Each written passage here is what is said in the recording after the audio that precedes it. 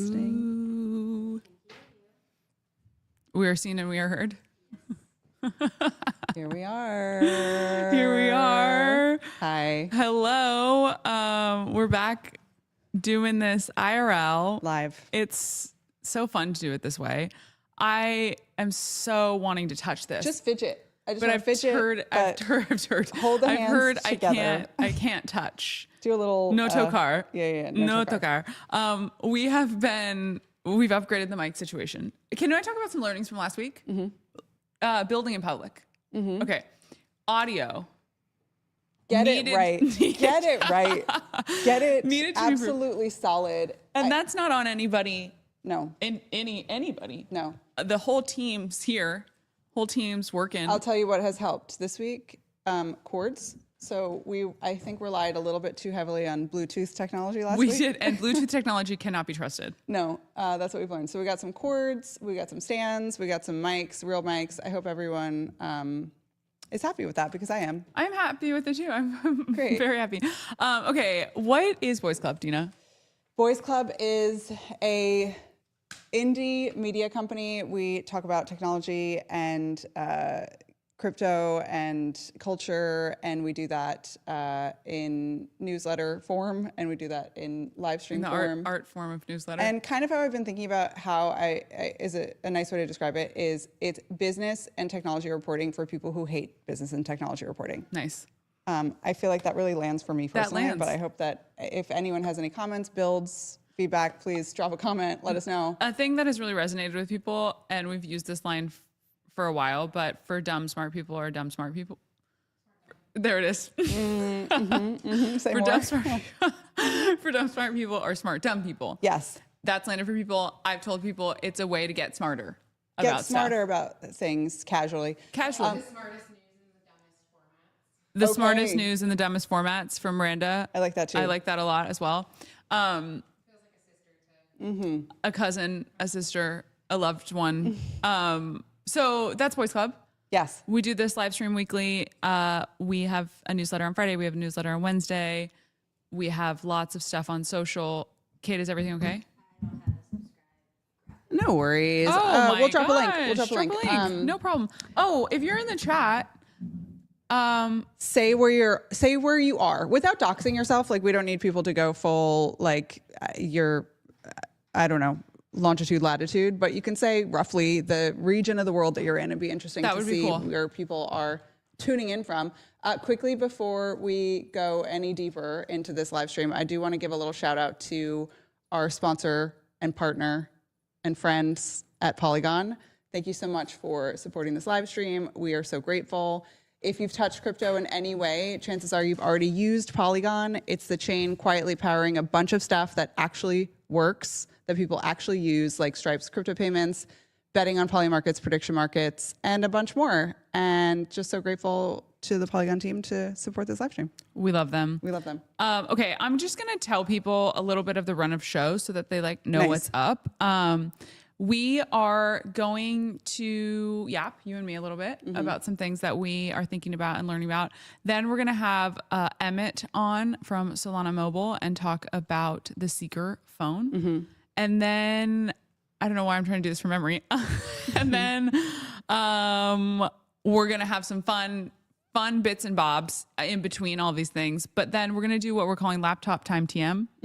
And you guys are just going to sit and do some laptop time with us, which we do a lot of things on the internet. So we're going to do them together. Some public scrolling. Then we're going to have Reggie James from Eternal, previously Eternal. You know him from the internet. You know him from Twitter. He's a fun guy. He's going to do Pechakucha with us, which is a Japanese game phenomenon. Great. Format. And then we are going to have Cheryl on. Cheryl Douglas from C Club. Yep. She's going to come on. And then we have, we're going to phone some friends. We have Avi from friend.com coming on. We're going to do a fun little bit and game. And then we're going to have Rachel from Circle on. And then that's the show. So lots to cover, lots to do, very exciting stuff. We want to start with draft tweets just to warm us up. Shit, I forgot about that. Warm up the room, warm up each other, ourselves. This is something that if you see any other live stream, podcast, or persona do the format of draft tweets, just know that they stole it from us. Stolen. This is our bit. I haven't seen anyone do it yet, but it's our bit. We love it. It's basically going deep into the drafts on Twitter and reading out something aloud that you did not have the courage, conviction, or permission to post. Yeah. And we can decide collectively if you need to post it then. Yes. When it's been read. So one thing that I do want to just say, you know this, and I have deleted Twitter and Instagram off my phone. Congratulations. And I do feel we should do a check-in every week around it. Just maybe. And it's hard. A check-in about having deleted. It's going. Having deleted Twitter? Having deleted it. Yeah. One thing. How's it going for you? It's really hard. Yeah. I'm like, it's hard for work. Mm-hmm. You guys send me funny stuff all the time. I don't see the quote tweets. I just see, I got a tweet from Miranda yesterday that said 9.9 on the cuntquake on the cuntquake scale. And I didn't know who it was. It could have been anybody. It was Nicole Kidman. Of course. Then it made sense when I got home. I got on my laptop. And then, so I find that difficult. And then obviously smart things, learning, of course. Yeah. But the thing that is upsetting, it deletes all of your drafts that were on your mobile device. Yeah. Art. Gone. Lost. So that's upsetting. So I have to do my drafts from my desktop, which is a different experience. You're in a different mindset when you're drafting a desktop too. It's not as on the fly. You're not as like totally in the zone, some would say. Okay, so give me one of yours. Okay. It's okay to subtweet if you're pure of heart. Great. I like that. You should ship that. Great. You should ship and that. I also feel like it's true. Like, I feel like I can subtweet people because I hold no malice in my heart. Well, just a little bit. I don't know if that's true. Okay. Okay.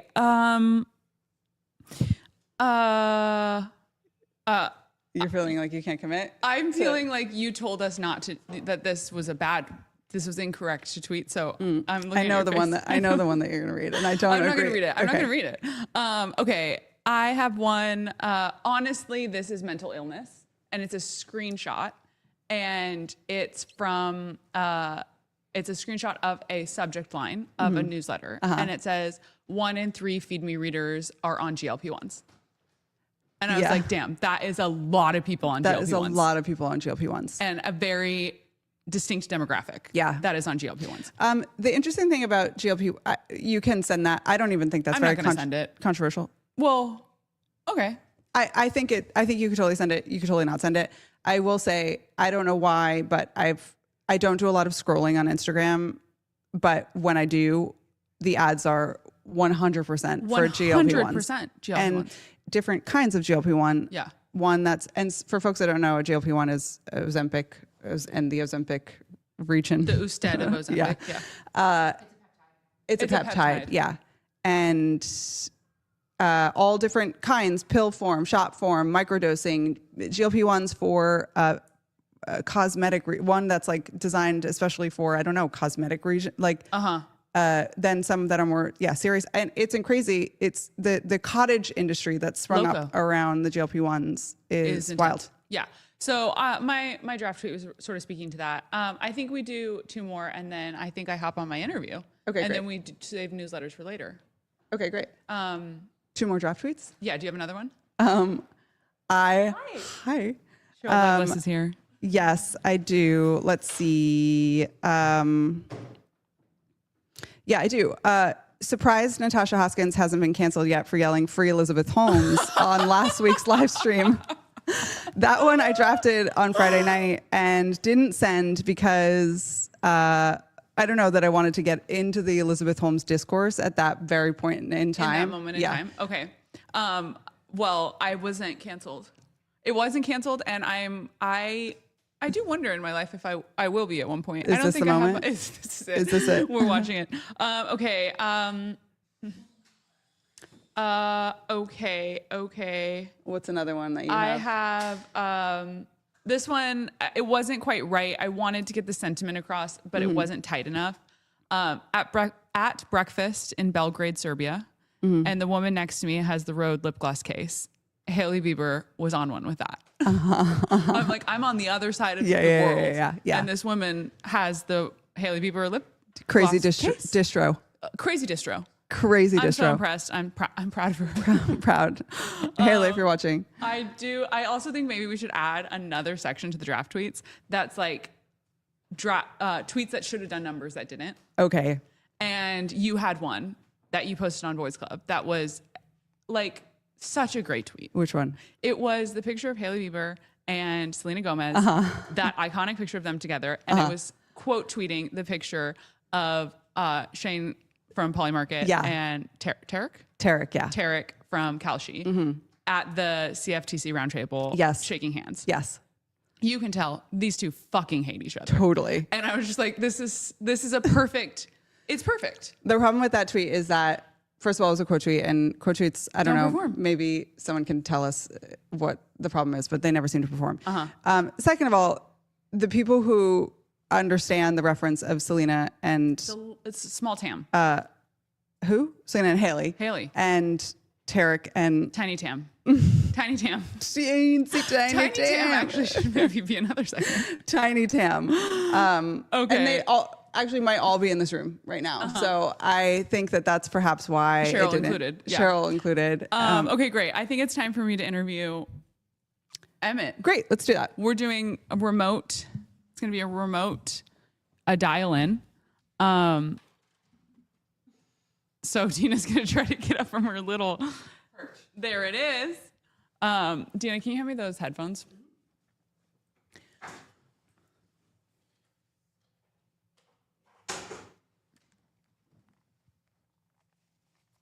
Wow. I'm going to move the mic a little bit. Oh, am I going to move the mic a little bit? Okay. Hi. Hey. How's it going? Good. How are you? Can you hear me okay? Yeah, let me throw in headphones. I want to make sure I don't end up with any echo for you. Give me one sec. Okay. All right. Can you still hear me? I can hear you great. Okay, good on. How are you? I'm great. Okay, so Emmett is the GM at Solana Mobile. We're so excited to have you. I have many questions for you. I got the Solana Mobile. We're going to look at it a little bit later today on this stream. And first of all, where are you calling from? How long have you been with Solana, working on Solana Mobile? Just some table stakes. Sure. Yeah. Calling in from Chicago. Sorry I couldn't be there in person, but next time. Yeah, next time, exactly. Based in Chicago. I joined Solana Mobile like 3.5 years ago. So basically, Solana Labs, like right at the start of 2022, was like, okay, we gotta go tackle this mobile space, and I was the second person on board, and so I was like, kind of ridden that roller coaster for the last 3.5 years. Okay, and what made you guys decide that the mobile space was what needed to be tackled? Yeah, at that point, we saw like this very interesting trend. There were a bunch of builders coming to crypto with a slightly more consumer vibe to them, right? Like for a while, it was just like pure protocol and like underlying stuff that consumers couldn't really use. As soon as that started to shift, we saw like a bunch of builders building some really cool stuff, but they had no distribution on mobile. So all of a sudden, everybody was just like building pure desktop experiences. Yeah. And the expectation for a long time was if you cared about crypto apps, you just like stayed chained to your desktop, basically. And so we wanted to solve that. So we started to put together a team and thought we'd have to go into the hardware world, which we ultimately did. But we wanted to try and solve it with software first and foremost. And so started to build some of the software, started to talk to some hardware folks, and now we've kind of evolved and shipped 2 phones. But as we go forward, we want to kind of stay committed to the software bit and hopefully partner with some more folks who are doing the hard part, which is hardware. Cool. Okay. Sorry, 1 second. No, it's fine. Great. Great. Here we go. Is that better? Can you guys listen? Hi. Can you say something, Emmett? Something. Perfect. Okay, Emmett, I think that you, what we had talked about with you is doing draft tweets too. Okay. Are you prepared? And I have a couple. You have a couple? Cooked. You have a couple cooked? Okay. I don't know if they're good, but I've got like went back and looked through, and I have a couple. Okay. Are you Let me know when you're ready to start ripping.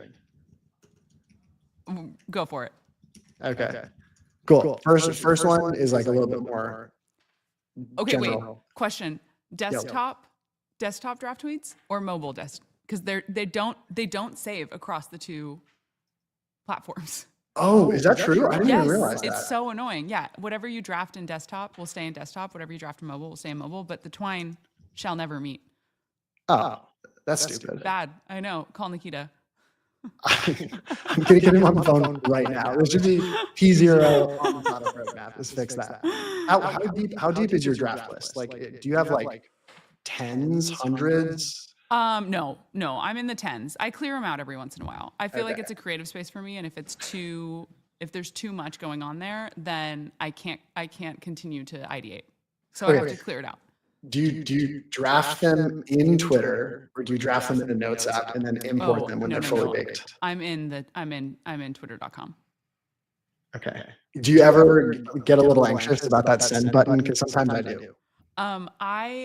What's funny about the situation that I'm in is that most people who have a job who work in social, the place that they work and where they post on social is where they need to be more buttoned up, less controversial, less edgy. I'm in the opposite situation. So I have tweeted stuff from my personal that I was like, oh, fuck. This should have been on Voice Club. I don't want this on my personal. So I do get scared about the send, but usually I'm more scared about the send in my personal my personal than in Boys Club, which is kind of funny. Okay, interesting. Okay, give me a draft. Okay, all right. Okay, so here's one. You don't need to be embarrassed if you work in a cringy industry. Just don't make it cringier. Okay. I feel that one. I would say like half the time I open up Twitter, it's like a bunch of people piling onto someone being super cringy. Yeah. And I'm like, oh God. This is tough. You feel bad for the pylon, or you feel bad for the person being cringe? I feel bad for myself, frankly. I'm like, oh God, what am I doing here? It's like pretty hard. Like you go to a family function, they're like, what do you do? And you kind of have to like navigate your pitch of your job, depending on whether it's like a grandma, an aunt or an uncle, a cousin. Totally. And every time I see some like crypto cringe pylon, I'm like, oh man, if they only knew. If they only knew. I think that you should do a quote tweet of, I think you should do that one, but with a quote tweet. Just pick the next pylon. Exactly. And just be like, hey, this is fine. Don't be embarrassed. Just don't make it worse. Exactly. Okay, great draft. Okay, so back to the phone. You guys decided that you needed to work in hardware, which I'm sure you were like, fuck. Frankly, that's gonna take a long time. Hardware's like super fun. I like, even when I was little, I was like, man, could you imagine if you ever got to like build consumer electronics stuff? Like, yeah. I remember the early days when you'd go into like the Verizon store and it would just be like a whole bunch of new LG chocolates and like Motorola razors. And I was like, this is unbelievable. It's like the pinnacle of humanity. How did we do this? So then to end up in a world where I was part of a team who was doing that, it was like incredible and amazing.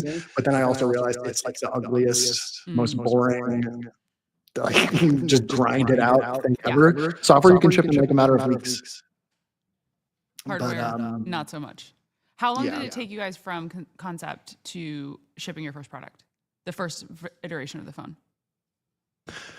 Actually, wait, quick check-in. Are you getting an echo of me on your side? Like a very light echo? Let me ask them. Is there still an echo, Kate? A light echo? Is there something that he should do?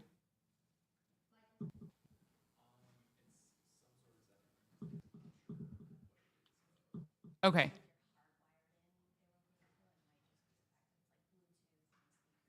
Should he try wired headphones? We're troubleshooting over there. Okay. Sounds good.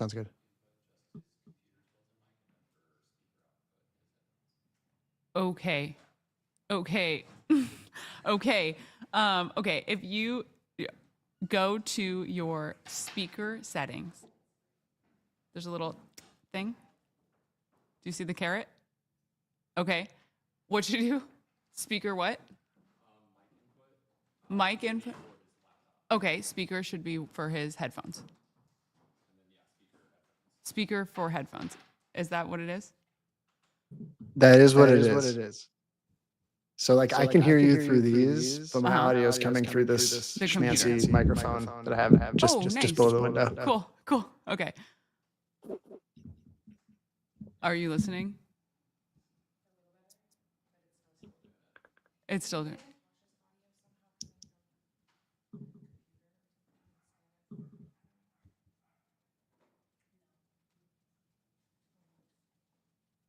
Okay, guys.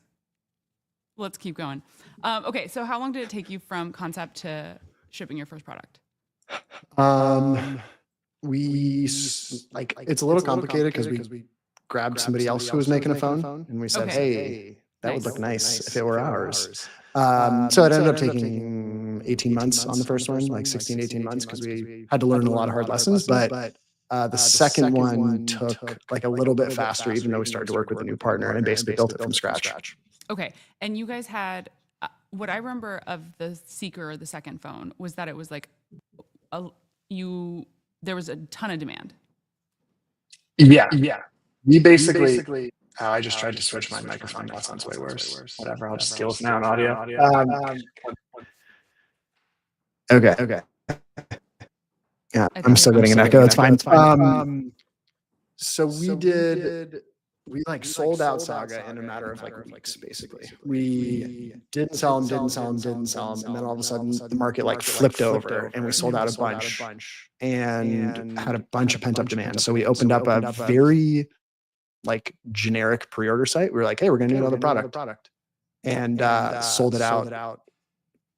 We're not sold it out, but sold more than 100,000 over the matter of like 3 weeks. Wow. Yeah. Okay, And so we in total sold 150,000 of them so far, but we still have orders open. So like new orders are coming in basically every single day. And the persona of who's wanting to purchase it is like individual, like people who work in crypto who want something, the hardware device that's a hardware phone that's native to crypto, native to transactions, designed for trading and for presumably consumer applications that are blockchain based. Yeah, the full version of it is like, if you care about crypto and you care about self-custody to the point where you want to be trading on the go and using apps, but historically have either not had access to the apps, the user experience has been super clunky, or the security has been enough of a concern that you've withheld like putting meaningful funds on your phone, then this is for you. Also, my echo just disappeared. I don't know what happened, but this is like a breath of fresh air. Okay. Sorry. What? The audio is so bad. Okay.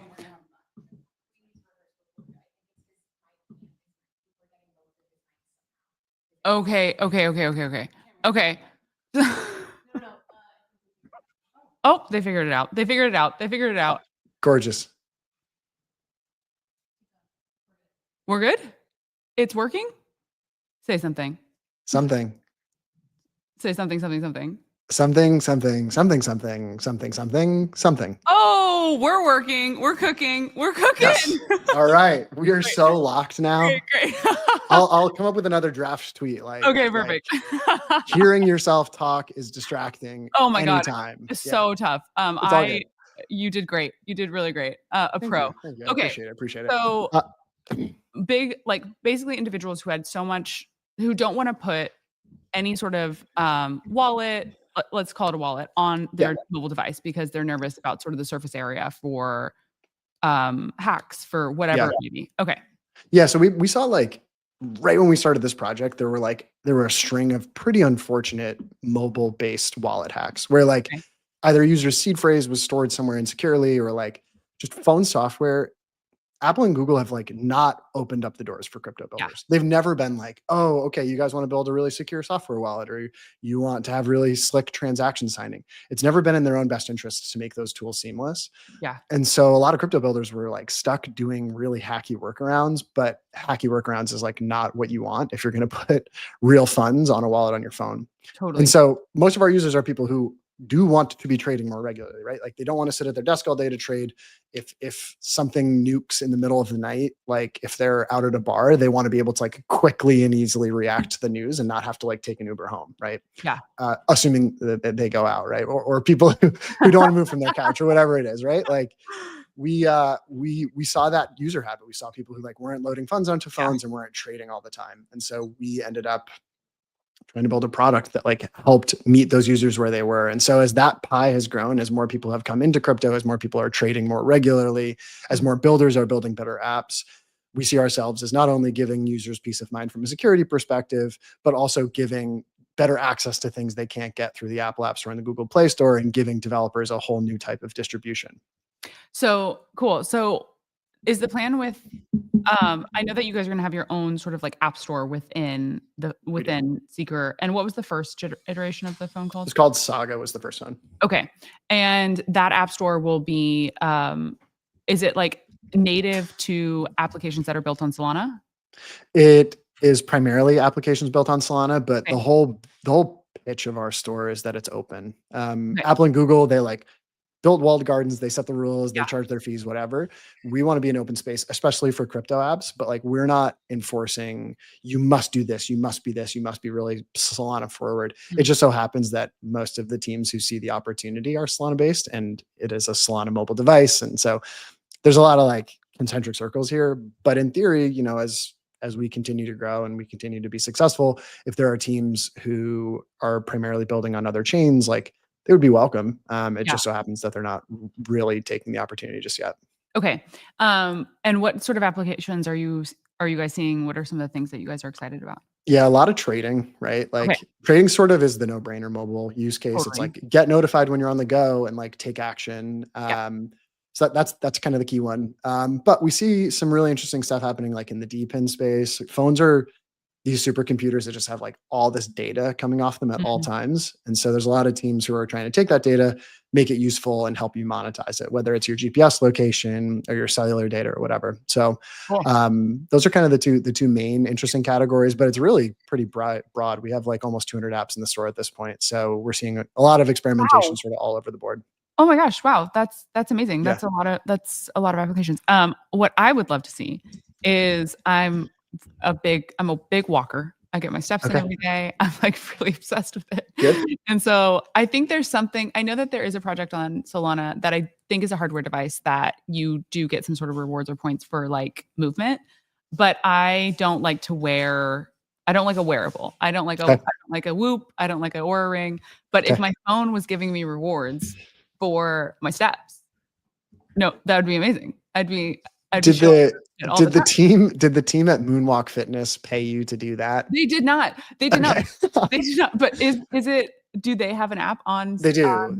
There's a whole bunch of exploration in that space. Moonwalk is basically exactly what you just described. We're right now in the midst of what we're calling Seeker season, which is, yes, we've got almost 200 apps, but there's a bunch of teams who have stepped up to do something unique or exclusive for this phone. Nice. Moonwalk was the very first team where they had an app, but then they said, okay, we're going to give a walking boost, a points boost for all the people who are doing this from Seeker. So we definitely suggest you download that from the store. Okay, great. Also, they should reach out and we can do some more cool. I'm sure they're listening.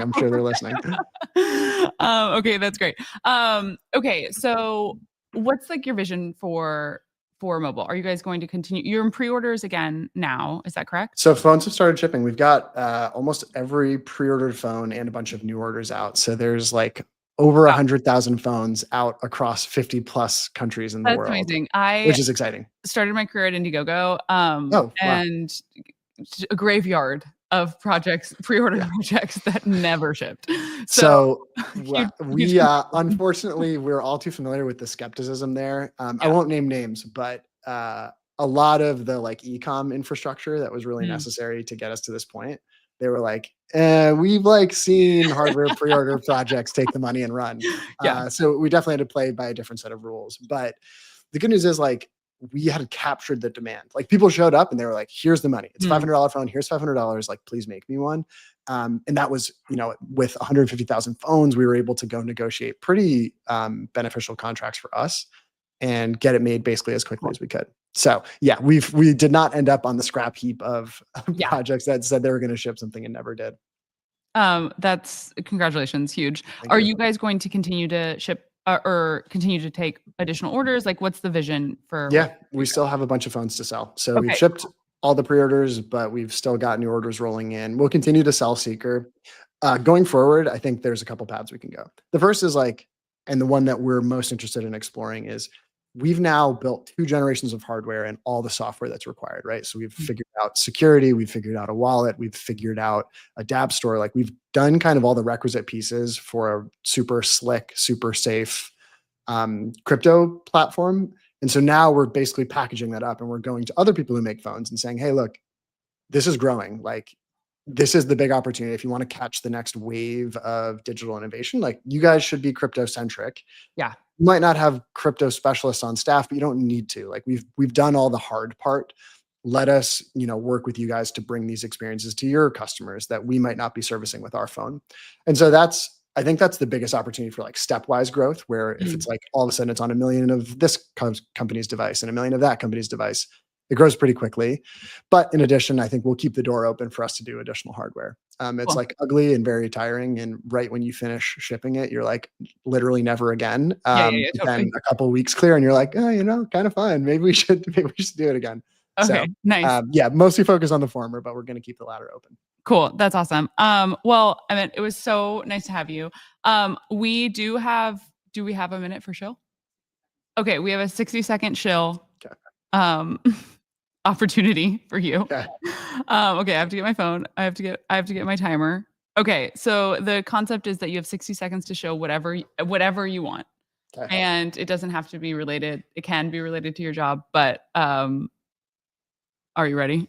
I'm ready. Okay. Timer starts now. Okay. I think this one will, based on what I heard you say, I'm hoping this lands. Okay. All right. So think about video calls. Think about video interviews. Think about getting hilarious echo feedback. Think about looking at a picture of yourself. Couldn't imagine. Being super distracted by your own face, by your own background. And then imagine just doing that for hours every single day. That is like what most desk jobs are now, is you just like are stuck on video calls. It doesn't even matter if it's a one-on-one, doesn't matter. I'm here to sell revolutionary technology that's been around for more than 100 years. Okay. Phone calls. Phone calls are underrated at this point. You can take a walk. You can get your steps in. You can earn your moonwalk points. You can do laundry. It doesn't matter. You can detach yourself from the screen, from your own reflection, and you can just focus on your conversation wherever you are. Wow. Oh my gosh. 1, I'm buying what you're selling. 2, really well done. Great. Thank you. Great chill. Emmett, thank you so much for coming on. Thank you for dealing with our technical issues. It's all good. You're invited back anytime, and we're going to show the Seeker soon. Okay. Awesome. Sounds great. Bye. See you later. Bye. Bye. Okay. Are we back on this audio? You guys really put me through it. You guys having a full little I was like, okay, I need to learn sign language. He was great. What a nice guy. I couldn't hear the interview, but it sounded like you guys had a great vibe. He was great. He was so just well spoken and knows what he's talking about. Who would have thought he built an entire phone? Okay. Where are we going next? We have 3 minutes for laptop time TM. Laptop time TM is a new segment that we just invented this morning, which is us scrolling together on my laptop. So what I want to do for laptop time is talk you through a few Polymarket markets that I think are a good opportunity right now. Let's go. So let me get this queued up. The first one here. Will MetaMask launch a token in 2025? Oh, yes. Like 100%. They're going to. They said so. They said they were going to. I think the key here for this market is 2025. This is a buy. This is a buy.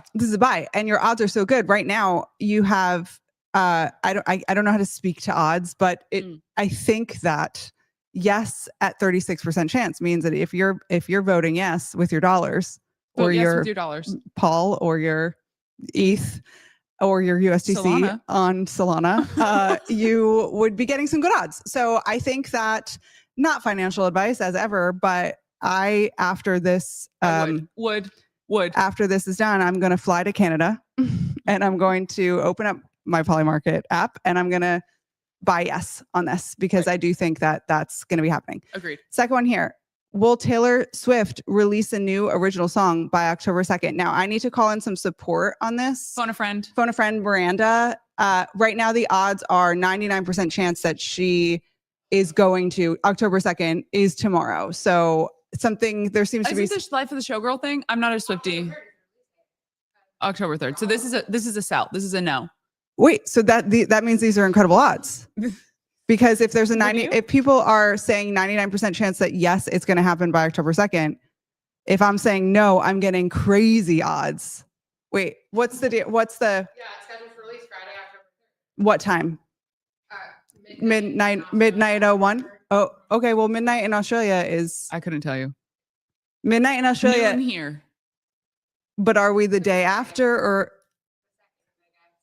Okay. By October 2nd. There feels like there's an arbitrage. There's an arbitrage opportunity here, perhaps, that someone should look into the dates of how the time zones in Australia relate to the time zones for what this market is booked at. But okay, what's the next one? I gotta believe something. Yeah, something will transpire there. Something will transpire here. Okay, this one, Time 2025 Person of the Year. That's what the Poly Market says. Well, then we should all be buying. Okay, well, I'm gonna be flying to Canada and coming back to the Poly Market on that one and saying no and putting. Let's do it. Okay, Time 2025 Person of the Year. The top contenders here are artificial intelligence. Oh, first of all, I don't know anything about Time's qualifications and the voting mechanisms. That's dumb as fuck. If they do that, that's so fucking But they've stupid. done dumb as fuck stuff in the past, so I don't put it past them to have artificial. The new Pope, Donald Trump, Netanyahu, and then there's a bunch of others. Those are the four. Wait, what's the last one? The top contenders. LeBron James. I will say the one thing that I want to add into this one that is not yet reflected here is that I do think that Charlie Kirk is a contender that it's not included. Included. So perhaps could be some arbitrage opportunities there. The last one I want to talk about, and then I'm eager to get Reggie here on stage. Harry and Meghan divorce in 2025. 7% chance that they will. Anybody? The crowd is that they will. That they will. So if you're saying no, they're not going to divorce, then you don't have any odds on this. But if you're saying yes, perhaps there's 7% chance money to be made. I don't see it. I don't see it. I don't see it either. What? And a year. And a Q4 divorce for Harry and Meghan. Oh is that on the books? Happy Q4. Happy Q4. I don't see it. I think they'd be soft launching a divorce by now. They'd be warm. There'd be stories going either direction. Totally. I don't know. Nicole Kidman. We saw that out of nowhere. Blindsided by Nicole Kidman. Blindsided. Okay, Reggie, how about you come on up? Come on to the stage here. Reggie James, everybody in the house. Here he is. What up? Hey. Oh, it's so good to see you. Look at this cute sweater situation you got going on. I love it. We have a color theory happening. A little blues and greens. Yeah. Okay. I'm trying to dress as American. I love that. It's landing. How are you doing? I couldn't be better. So honored to have you. Yeah. And we've had you on the show virtually, but it's so nice to honor and a blessing to have you in person. It is a different vibe. Yeah. It's a different vibe. Okay, I want to start with draft tweets. You're gonna have to open up your drafts. Open up the drafts, dig in there. What you got? And I know you have some stuff in there that you should not say out loud. Here's the thing, though. You are not scared to send a tweet. I'm not that scared. You'll just send them. So I actually think your drafts might be pretty sparse. Yeah, Oh. I only have 2 drafts right now. Oh my gosh. Okay. All right. I'm kind of scared. One is I like when I'm doing something and then my calendar emails me like, yo, you better be doing that thing. Because I've been at so many, I don't know, I've just had so many emails from my calendar being like, hey, are you doing the thing that's on the calendar? You're supposed to be doing? I feel like calendar notifications just generally need to be improved. They're just broken. It doesn't work. Yeah, what's happening? Like me 30 minutes before. Totally. Right. Also, Also you text become me. numb Great. to the notification. Oh, I think, which is maybe a me problem, but become numb to the calendar notifications over time. So they need a new way. I do have a question for you. Are you someone who believes in turning off notifications on your phone? No.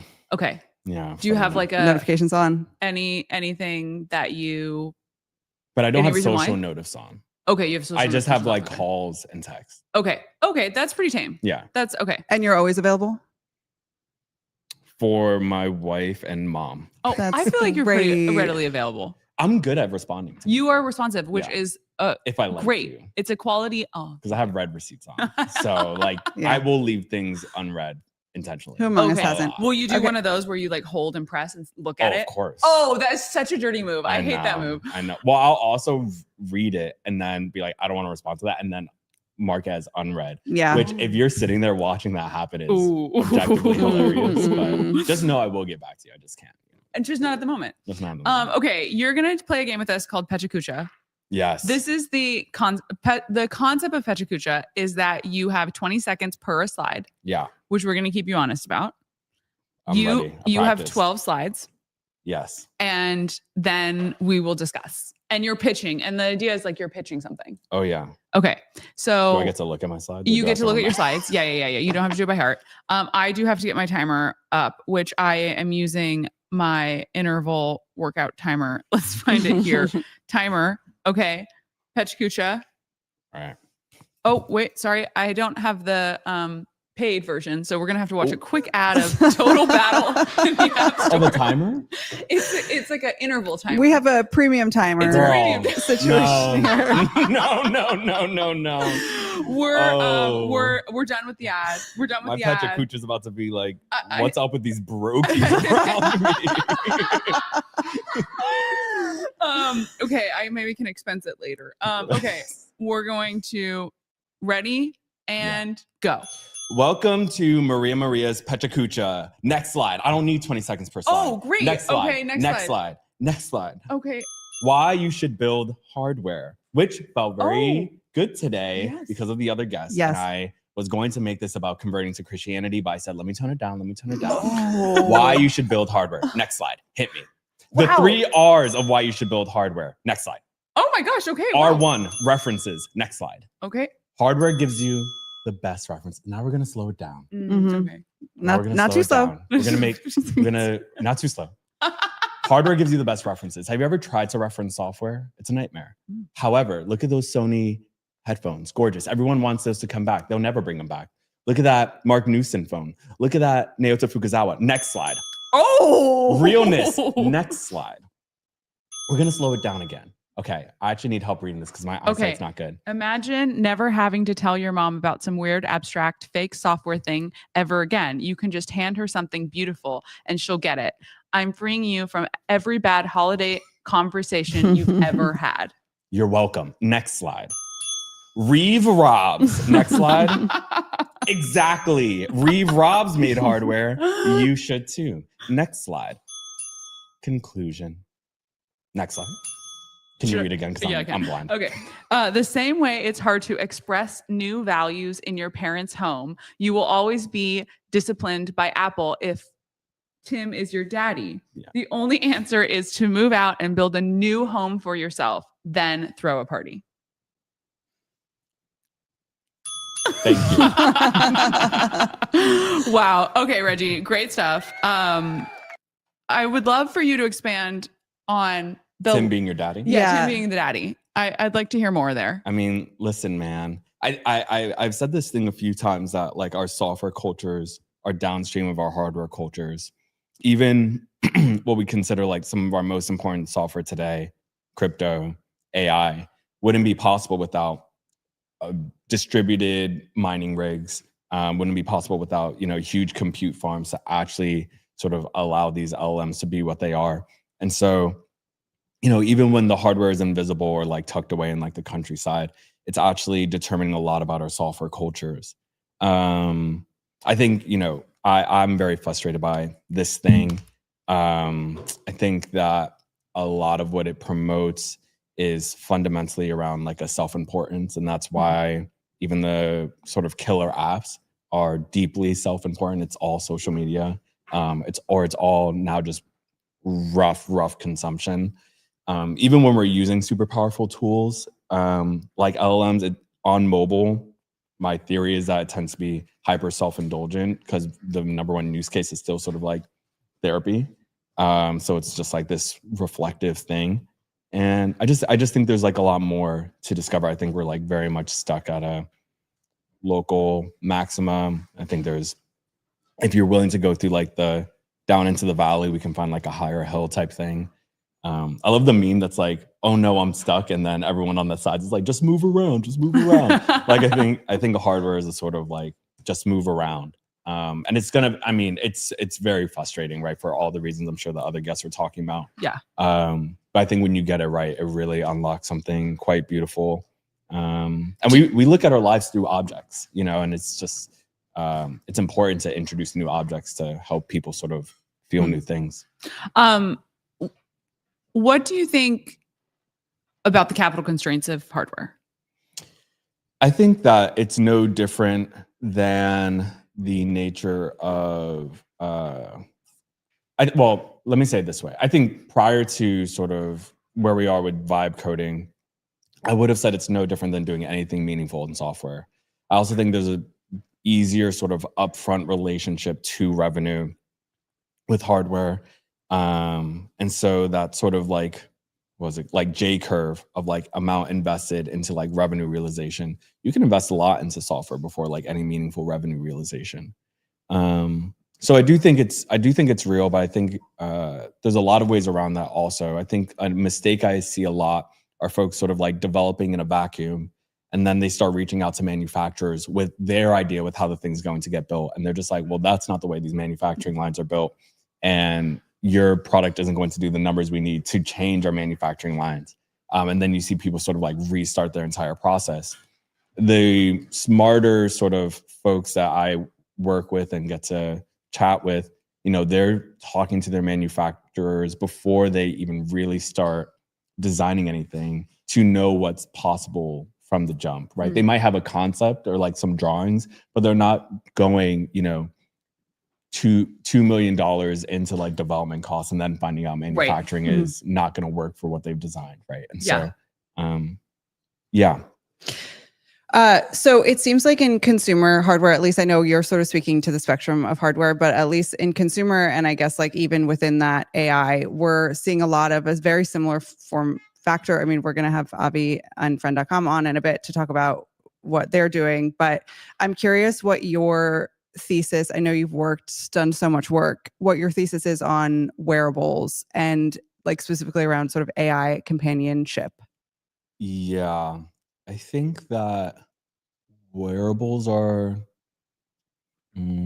interesting insofar that it shows us what sort of data ingestion can be without sort of direct manipulation. So if I want to put anything in this, I have to very directly do a thing. It's more passive. Yeah. And this, like what we can extract from passive ingestion is genuinely interesting. However, you run into a semiotics issue. So like the symbolism of wearing a friend with the way that it's designed inherently says something about you. Are you happy with what that says about you? I'm not going to give my personal, I mean, you could probably assume my answer there. I think the Taya or the jewelry one that just came out, like I think that understands it needs to be significantly more discreet and it needs to feel like jewelry. I think it still has the open question where if someone recognizes that, what is that going to do? Yeah. Even when we were at FWB Fest, we were getting breakfast. It was Jackson, Sean, Norm, Yatu. And Yatu was wearing Think Boy capital. It was headquarters. real dogs being dogs at that breakfast. And Yatu was wearing an Omi, which is like kind of like the third wearable at this party. And we all like froze. We're like, whoa. Yeah. You know, and we had this joke, like, eventually we're all going to have to say things like, can all the AIs leave the room, please? And you're going to hear like, you know, and that just feels like a very weird future to live in. But it also is going to become necessary if we want some sense of clear privacy. Yeah. You know, that's actually my thought around having hardware devices that are obvious and that signal that you're being surveyed. Like, I think there's a responsibility for people to have an understanding that they're being recorded, even if it's encrypted. And there is something that's even though you're signaling something about yourself when you're wearing something that people can see is an AI hardware device, but it's also, I think, potentially like the morally correct way to be showing up at this point in where that software. It's an opt-in for the people around It's an you. opt-in, yeah. And I think that is important. I think once it becomes as common and pervasive as your cell phone, I think we're going to live in a world where it's like you're going to the Comedy Cellar and they're like, okay, everybody put 'em in locking the up their bag. thing. Exactly. I find these tools significantly more interesting for work. You know, like I think I could be so wrong about this, but I think Bridgewater, like the hedge fund, has like a good amount of like just recording devices around the office, and they use that to create like knowledge graphs of just like what is happening at the firm. And I think that kind of stuff is really interesting. So much gets lost in sort of owned knowledge or just like an interesting conversation that doesn't get materialized. And I think you can surface some really interesting things within a sort of defined space. In that same exact way, you know, I would never want this in my home. You know, I would never want like some object to be weaponized in like a family argument. And that's something people use it for right now. It's just like, I'm gonna tell, you know, Claude what you said, I'm gonna tell Claude what I said. Or Claude's gonna help us determine like who's actually gaslighting. It's just like, how disgusting. Like, I actually get some help now because treatment. You know, but I think like these sort of I think the real fear I have is a sort of loss of agency and conviviality between people because they choose to offload that authority to like AI intermediation. I can't think of anything scarier than that. I would actually rather the risk be, like AI might set off a nuke. That's actually a lot more easier to tame. It's impossible to tame what it means for like 25% of the population to run all of their like social questions through AI. I think a lot of people are doing that. Yeah, I think we're like 5% maybe. Yeah, totally. And I also think the circles that we're in, it's skewed because everybody is like early adopters and using these tools more than the common person. Maybe. I saw like this local broadcast and it's about this guy's talking about sort of like his AI girlfriend and how like, you know, the algorithm changed and she seems less responsive. And you think it's just about like this solo dolo sad dude. And then it reveals his wife. And the wife is talking about like, oh yeah, like when I learned that he was romantic, it made me feel weird, but maybe it's helpful for him to offload some of these things. And then you're like, oh, this is a really weird relationship. And then it shows them playing with their kids. I'm just this is getting, shout out to the producer of that segment because I was locked in. It was just building and building and building and it got sadder and sadder and sadder. So sometimes I'm like, oh, like maybe we're sort of blowing this out proportion because we're early adopters to these things. But then I see like some homie in Wichita, like going absolute down the rabbit hole and it scares me. Yeah, shout out to My Boyfriend is AI subreddit. Incredible stuff.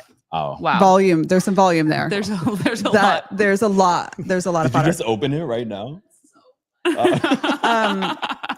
We're a quick pivot here, but I do want to get your thoughts on the slop feed takeover that we've been seeing. Sora. Well, I can bring up my second draft tweet. You locked and loaded here on Sora too? Okay. Well, I tweeted this last night and then I deleted it and then I tweet and delete in a draft. Yeah, it's gone through all 3 stages of Dante's. Anyway, it's in Purgatorio now. I said, it's almost like when you make false idols of tech that's going to, quote, unlock science, you will be inevitably disappointed when they give you short form video slop feeds and more ads. Do you feel the AGI yet? Why did you delete that? That's a great tweet. I know. I'm gonna retweet. I'm mentally retweeting right now.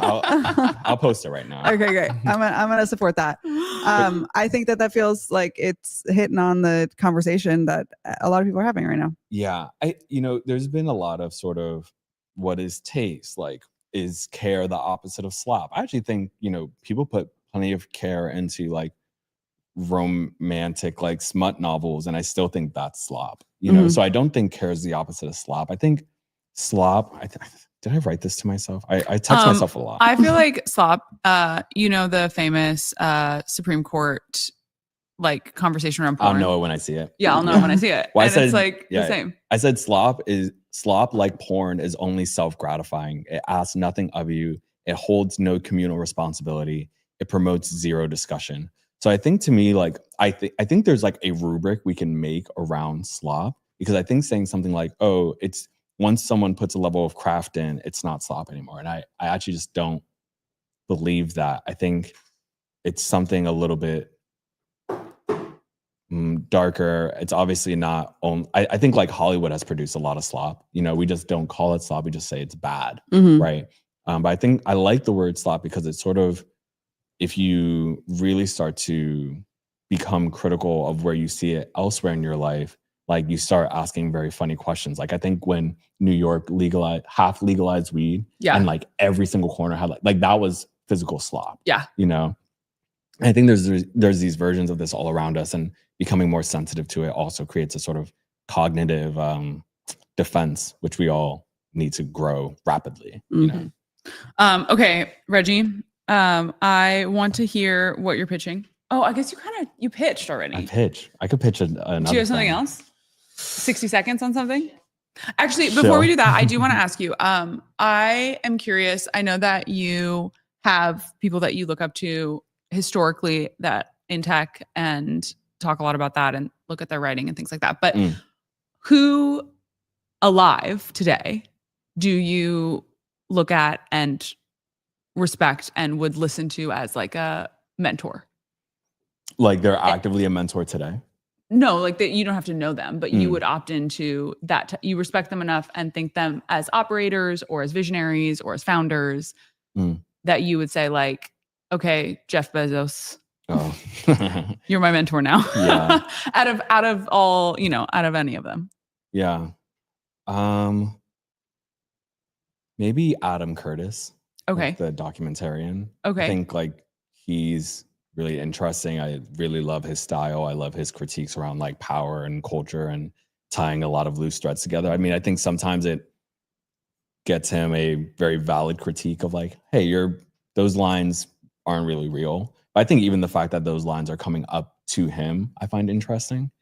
Yeah, they would actually probably all far more be like directors, like Paul Thomas Anderson. You know, so I'm obsessed with Paul Thomas Anderson. I think he's the freaking man. I was actually thinking about Phantom Thread again the other night. I've never seen it. I know. It's so good. Phantom Thread to me is like one of the best sort of like dudes romance films, you know, because he's just like, I can't have a disturbance this early in the morning. And I'm just like, yeah, I get that. You know? And then also like, you know, I'm gonna ruin it a little bit. No problem. Is like, you know, his girl like poisoning him. Okay. And like him Spoiler alert. And like him being weak and having to like rely on her significantly more. I'm like, yeah, I get that. I actually love like if Evie poisoned me, like because I was being a real like autistic, annoying husband, like I would love that. If she poisoned you, it'd be for good reason. I trust. If she told me that, I'd be like, okay, that was what needed to happen. Reggie needed to get poisoned exactly. for the weekend. Exactly. And so I love Paul Thomas Anderson. Also, There Will Be Blood is my favorite film. I think it's like pure American myth. Okay, so no CEO operators. I just think that they become idolized and it's poisoned them. No, I think that they have a sort of different mandate as to what makes them successful. And it's a little bit less pure. And I think there's something, and this is also because I'm not in the industry, I probably get to have a romanticized version of it, but I do think there's something that feels pure to like some of these like film folks in which like, man, they really made the thing that they wanted to make. And like their incentive model is not dictated by like 1 million interactions a day that they have to like cater to and like tweak the algorithm to make them more addicted. Like you don't have to be addicted to a film, you know? And like, you know, I tweeted this one thing like Silicon Valley rebranded addiction as retention and made it the most important value. You know, like I do think I'm in a sort of dark place when it comes to, not to make this serious, I do think I'm in a sort of dark place when it comes to my views on technology right now. And I don't feel very optimistic, inspired by people that I see. Yeah. Yeah. Well, Reggie, you inspire me. You inspire me too. You inspire me. Oh, okay. Thank you for coming on. You're invited anytime. Honestly, I mean, where are you at next week? I mean, Eternal's office, our Williamsburg office was 2 floors down. It was, man. This building was like stacked. This building used has to be lore. rainbow. Yeah. Pleaser, you guys, damn. Notation. Now, really? now Asylum. Yeah. Oh, no way. Yeah. They moved down the street. No, this building is a little ran through, low-key. And on that note, see you later. See you Thanks later. for coming on. Thanks. Okay, so fun. Really fun. So are we gonna feel like we have time for a little Kate Cam? interim Kate Cam, or do we want to move right through into Cheryl's segment? Also, let me see. I got a text from somebody. Cheryl, come on down, I babe. think Cheryl comes on. I've been looking at your beautiful face for the past 30 minutes. And she's wearing a boys club hat. perfect. Wow. Oh, you You look smell like- good too. Wow. You look like an angel. Cheryl's here, guys. Cheryl Douglas. Cheryl Douglas Oh, of C so Club. nice. How you doing, babe? I'm good. I feel nostalgia being in this room right now. Yes. The last Many time I was memories. here, I sold a Doge couch Oh, a Yeah. couch. What do you mean? for Pleaser House. I remember that. Sold the couch. I remember that. Oh. It was a big For auction those who moment. don't- An auction. we Yes. sold it live on Pleaser House. Oh my gosh, wow, throwback. Yeah, I think a Oh. random like Thai company bought it. And Did then you have to ship it? It was very expensive to ship. I think it was more expensive to ship than it. I can actually imagine sold that. for. I can imagine that. Classic Cozy, situation. I'm really liking it. Oh my gosh. Okay, we have a few things we want to talk to you about, but you do have to do a draft tweet, Okay. which I feel you would have.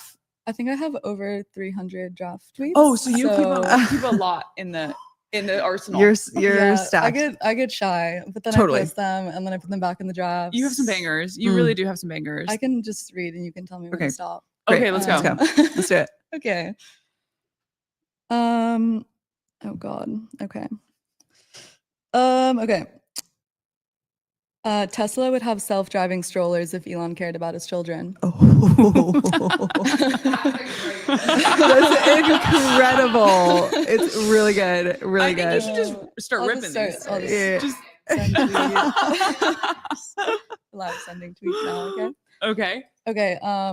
Horniest a guy has ever been. Love this Hey, moment. we should build some hyper EVM apps together. Nice. Nice. I had a horniest a guy has ever been tweet this week, and I thought it was so good, and it got absolutely no love. What was it? Horniest a guy has ever been. Hey, will you be at Token? Guys, I We got a mean, lot from Reggie. we got a lot That's from big. Reggie. It's a great tweet. Thank you, Miranda. It's a great tweet. You should. Anyway. artists aren't appreciated. I mean, are Okay. you doing the whole Just- Asia conference circuit? Yeah. Are you at The horniest thing KBW? I've Are you ever at done. Token? Okay. Sourcing out high rapture areas to consolidate my ETH positions. Okay. Well, that's a thinker. I think that one's too much cognitive Yeah, a load. little bit of a mental load on that one, Cognitive, but yeah. I appreciate it. It's smart though. Are you really gonna let the tapeworm get between us? I like that one too. Okay, one more. Okay. No, that's just my emotional support GPT rapper. Nice. Yeah. Okay, wow. You Okay. really have the creative juices flowing, I and they're mean, living in the drafts. They're living in the drafts. Yeah. But you should see the desktop drafts because that's where I'm like Ooh. really not feeling well. Okay. Unwell drafting. When while drafting. You had a tweet today, actually this morning, using Sora to make deep fakes of him telling me I'm right. Yeah. I really like that one. I really like Yeah, that I one. sent them to him too. So you're using the cameo feature. You're going Yeah. in, you're putting videos of him. Yeah. Yeah, with his consent, without his consent. Mm, Loose Loose consent. Loose consent. Okay. Yeah. What do you think? Speaking of, what do you think of OpenAI social apps Sora 2? What's your thoughts? Negative. I don't. Okay. Last night I was bed rotting with Holland. She came over and Okay, we downloaded Sora. Also, We were think thirsting girl for the- headquarters. Head there. Think girl headquarters. We were thirsting for some invites for the app. Finally got them. Downloaded the nice. app. Nice.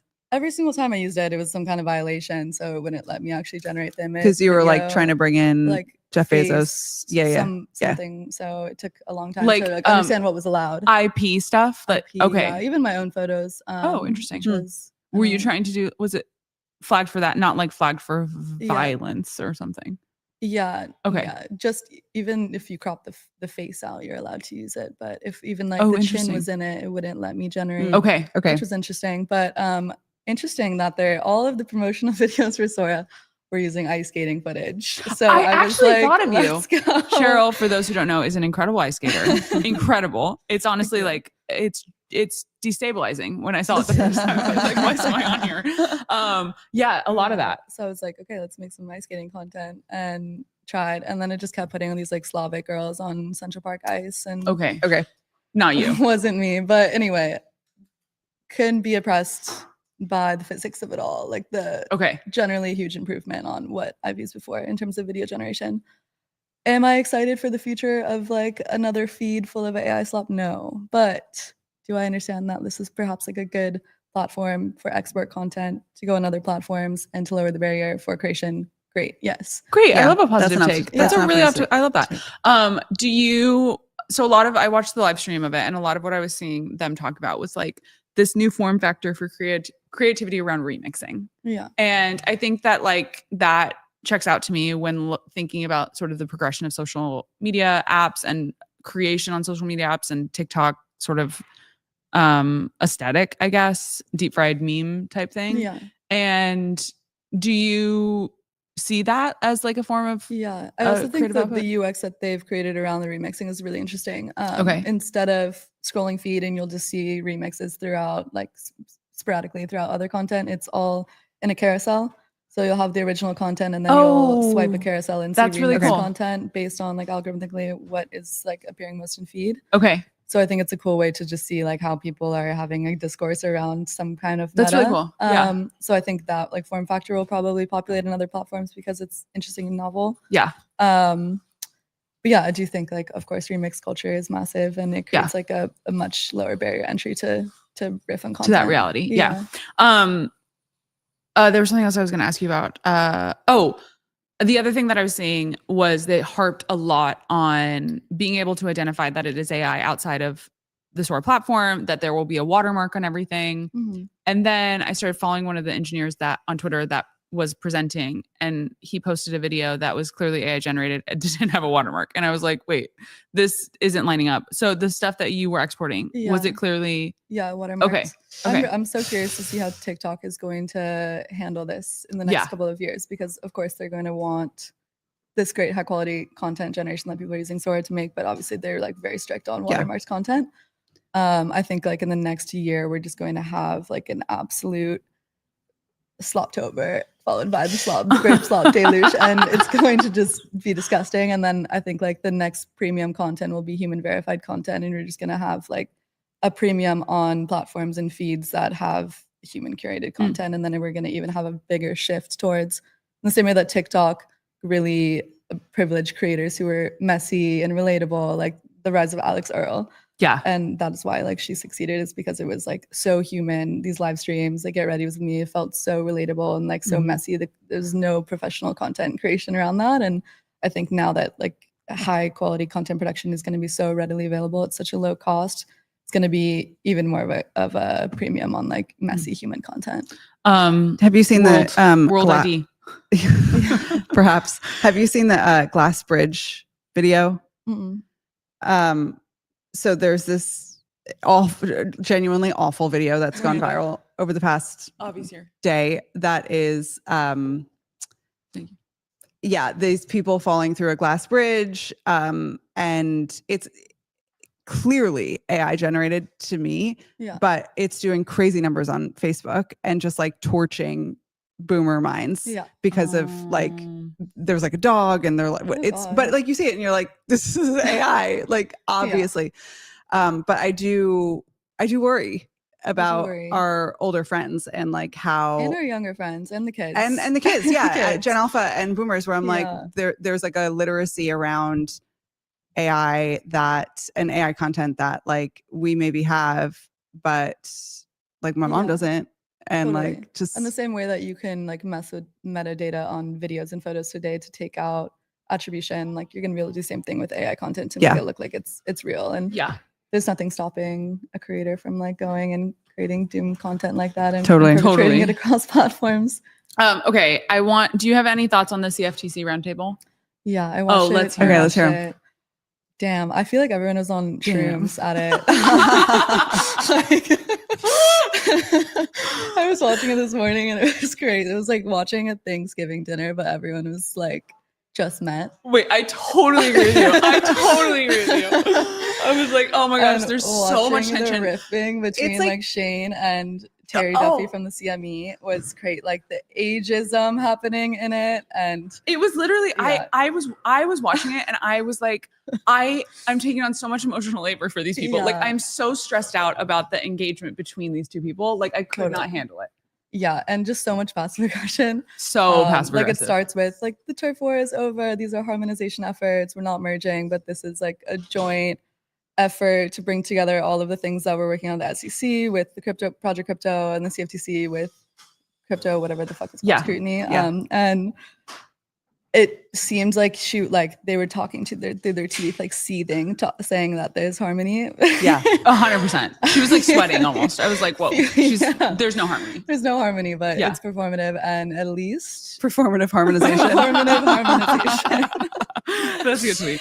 Yeah, at least we're trying. Actions, words, at least We're cryptos giving it- with the big dogs. We're on the main stage. What's Totally. the what was the like net from that session? Did Yeah. did anyone have a sense of like I took some notes. Okay, let's hear it. I took some notes. Okay. You mean the Um, net? Like what was the purpose? like where did we land? Okay. Oh, So one of the biggest things I kept seeing is the constant back and forth between 24/7 markets and tokenized securities and the old incumbents being so uncomfortable with the staffing costs of having 24/7 markets. And then obviously crypto and DeFi has been taking that space and operating hyper liquid perpetual markets, DeFi for years. And Yeah. all of the risk has been moving towards DeFi and crypto on the weekends. And Yeah. it doesn't disappear on after. Exactly. clock And I ends. thought that they was just seemed to like be so uncomfortable with that idea. Yeah. They kept saying like the hairs are raising on the back of my neck thinking about 24/7 markets. I'm just like completely kind of aloof to the thought that like all of mainstream consumer retail is already trading crypto. We've been here. Yeah, Totally. We've been doing And that. also they were like the like sentiment that I thought was really good that many people were harping on like the new guard side was like markets are 24/7 just because your markets aren't open on your platform. Yeah. Like people are living in a reality where they're trading in that way. Yeah. And anyway, so Also another was just the constant low-key threat from the crypto founders that were there about the offshore risk and saying like, okay, Yeah. if you don't give us friendly regulation, we're just going to build this out elsewhere. It's going to come and there's nothing you can do about it. And the old incumbents kind of just consistently saying like, hey, you should be grateful for legacy institutions who built finance and built these tools that let you like wrap new tools and products around and like Yeah. you should be more grateful. Meanwhile, crypto is like, hey, these are new products, new tools that give access to people. And like perhaps we're not super grateful for like you just like Yeah. plugging retail for centuries. But- totally. Yeah. Okay. Cheryl, you have 1 minute to shill Okay. anything you want. Ooh, Oh, I think you told me what you're gonna shill. yeah. It's gonna be okay. Wait, can someone hand me my purse? We got to get her bag. Yeah, what's in the bag? We're gonna do a what's in her bag. What's in the bag? We- Maybe Reggie should do Wow, it. it's so cute. Cute Okay. bags. It's a really Okay. cute bag. I've been accused of gatekeeping, so I'm going to She's gonna- gatekeeping she's- products. So I'm going to show The the allegations are products. going to be destroyed today. the allegations are Okay, done. you have 1 minute. Are you ready? Yeah. Okay. Set, go. Okay. we're The going. lip combos. Oh, the First lip of all, combos. Hit us. Okay. We've got Pat McGrath. We've got Earth Angel. We've got Blow Up. Okay. Everyday essentials. All at the same time. Sometimes Depends on the together, mood. sometimes Okay. We also have this product, Wow, we have a which product. is Ole Hendrickson. Oh, great product. I know I brought this for you guys because I wanted to shill this Tretinoin from Dramatica. Okay. The tretinoin. We love Tretinoin. tretinoin. What's your Maybe. percentage on that? 0.25 probably. Yeah. 0.25. Wait, no, 0.05. Oh, wow. Nice. Strong I ass love- shit, you know. we Okay, gotta, whoa, like, whoa, whoa, nice. I'm constantly You're having like you're complete serious about it. regeneration of my entire skin epidermal layer. Okay, you have 15 seconds. Okay, 15 seconds. What else? There was do a I wanna show lighter. you? Strategically threw that back one. If you know, you know. What does it say? Oh, okay. Yep. Okay, 5 seconds. Oh God. Okay. Korean Last one. skincare and custom earplugs. You never know when you're gonna need them. Baby. Oh, nice. Great. There you go. Thank you. Cheryl Douglas. Thank you. Really Thanks good for having stuff. me. Great to see you. I love the show, you guys. Well, You should do you. it every day. Oh, know it's a lot, that would be but crazy. It That would might, be a crazy. that might thing kill to do. us, I would but love to thank tune in you every day. for Wow, the that's really encouragement. nice. Okay, bye, Cheryl. Nice to see See you. later. Bye. Hopefully you hang out for a bit. Okay, I'll be here. I genuinely love the bag. What is this? Thank you. Slavic. Oh, Slavic. Slavic. Great. Bye. See you. Okay. Where are we at on time? I need to Kate? stand for 1 second. Should we pivot right into?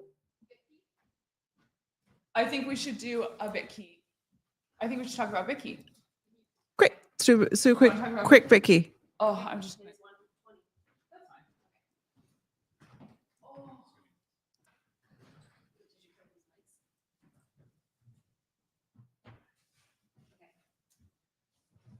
What have we got going here? We've got a moment that we're just gonna quickly show. Yeah, I can. If you can do the talking points for the Bitkey. We've got a Bitkey here. Bitkey is a incredible wallet. Can you believe? Oh, I'm sorry. I'm supposed to show you this.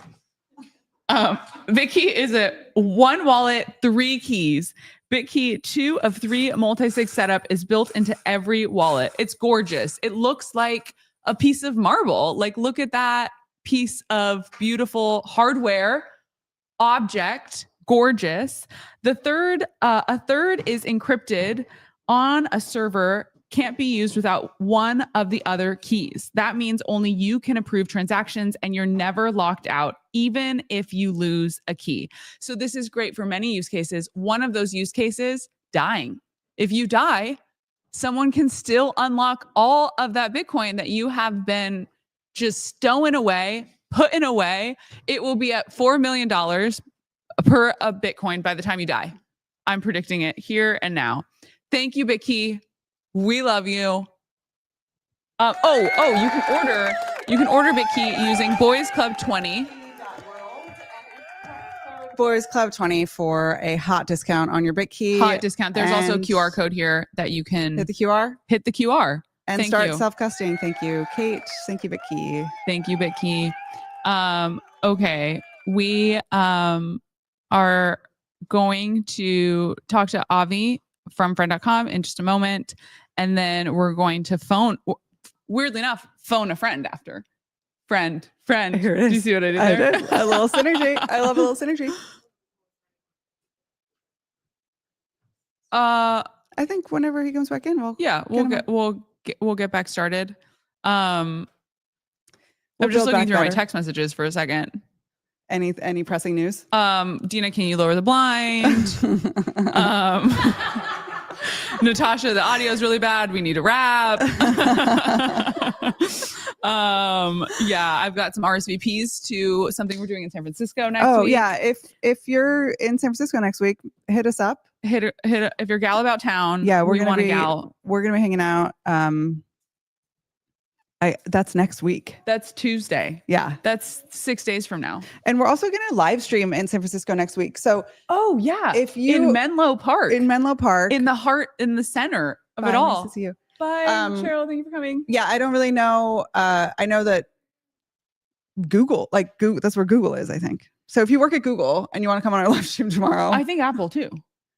if you work at Apple and you want to come on our live stream, No, not Apple. neither one of those. Neither one of those are Apples and that's what I'm Cupertino. saying. If you work at Meta, and you want to come on our live Come stream chill your slot machine. next machine. week, that might not be the best way to invite someone from Meta. If you work at Meta and you're interested in coming on to change our mind about Change my mind. your AI super team that you're building and the products that you're releasing, this is your opportunity. This is your We're going to be at a friend's office and live streaming. I don't know why I feel resistance to say where we're going to be, but I it's don't know maybe either. health and safety reasons. Yeah. I don't want to dox. Oh, I don't okay. know. Health I and don't- safety. Security. Security. Yeah. Oh wow. Something don't know. I don't ever think about. But it might be fun. So Meta, or if you live, I don't know who else is. Robinhood Robinhood. is in Menlo Park. Oh, great. We should hit up our friends at Send some Robinhood. DMs. Yeah. I really want to do a 101 on perp trading. Yeah. Oh, that's a great, actually call to action here. If you can be that CTA. person for us Yeah. to come on and do like explain it like in 5 perp dexes. Perp dexes would be really cool. Yeah. Although, didn't we have a hyperliquid person on recently? We didn't have a hyperliquid person on recently, but I remember I I think we did. We could call that guy. Anyway. Okay. We got a guy. Yeah. And he had a great mic setup. He was so great. Wonderful but man. He didn't work at Hyperliquid. No, he's building something on Hyperliquid. He's building something on top of it. Yeah. My experience with Hyperliquid is that I went on a ski trip with almost entirely venture capitalists and me. Uh-huh. And I was like, texted you a few times and I was like, there's many times throughout this trip that I've been like, I actually don't know what we're talking about. Yeah. Just looking around, looking for a lifeboat. Mhm. And all of None them to be found. were making trades on Hyperliquid, doing it desktop. And then we were going to dinner or skiing, and then something would change in the market. And people were like, I need to get home right now. And I was just like, what are you doing? That's a crazy way to live. That's a crazy way. Addictive. Yeah, majorly. But like maybe in a fun way, you know? Oh. Like, no, but like a little, I don't know. Sometimes I can get real into an addictive trade situation. Yeah, totally. Me last week. What about what? Destroyed myself over a trade that I was considering. And we had like a little tense moment. I know you like got mad at me and I was like, I just lost $6,000. Like I can be upset about this. There's some nuance that's missing in the storytelling of that I feel like we can talk about another time. We can work through it another time. I think so. Okay. Avi, do you want to come on up? Yeah, your water wine is welcome. Avi, friend.com. Avi, how you doing? The shot is changing. It's really nice to meet you. I'm Natasha. I'm Dina. Hi. Oh, thanks. We got the mic coming in for you. Okay. Oh, we've got the friend. Wow, it's here. It's here with us. Avi, founder of friend.com. Do you call it friend.com or friend? How are we? Because we're trying to co-opt the entire word. Okay. Got it. Cool. So drop the .com. It's cleaner. It's cleaner. It's much cleaner. I like your hair thing over there. Kate has quite ethereal. We were thinking that we could maybe warm up with a draft tweet or two. If you have any tweets that I was telling her. You don't do that. No. I don't have the app. I just go to the x.com. Wow. So I don't really have this is drafts. New for me too. No, it's better that way. I don't want to be. I've seen. I don't want I just like I just like it more. Okay, so you don't have it on your phone at all? No. Have you ever? Like years ago. Okay. Yeah. And you don't feel like you're missing out? No. Okay. No, it's better this way. I don't want notifications, or I don't want to be tempted for that. Right. It's already addicting as is. 100%. Yeah. You also strike me as the type of guy who, if you have a tweet, you feel like tweeting it, you're just going to send it out. Just going to send it out. Yeah. I don't do drafts in the first place. So what is this show? I respect that. What is this show? Well, like I know the gist of it, kind of, but like not really. Okay. This is a live stream where we bring on our friends and new friends to talk about what's happening in tech and culture and how the two meet. And I would say a lot of people who are watching are people who work in tech. And who else? And a lot of people who want to maybe have seen stuff on the timeline and are maybe like, I don't really know what's going on there. I'm going to turn into Boys Club and learn about that thing. Oh, well, I'm excited for the mean tweets thing. I think that was a great idea. Yeah, we have those coming up. Right. Before we get into the mean tweets, though, let's just have some context for folks who maybe are new to Friend, new to you. Okay. What is Friend? Friend is a living electronic. And that's about it, really. And it's the pendant on your neck. It's the pendant right here. And I mean, you can talk to it and it's always listening and everything like that. But really, it's just supposed to be like a new kind of companion, just like a new species. And you're just around it. And I suppose that's nice. You don't really need to chat with it if you don't want to. Okay. It's just a friend. But can you chat with it? You can if you like. Okay. But it's just a friend.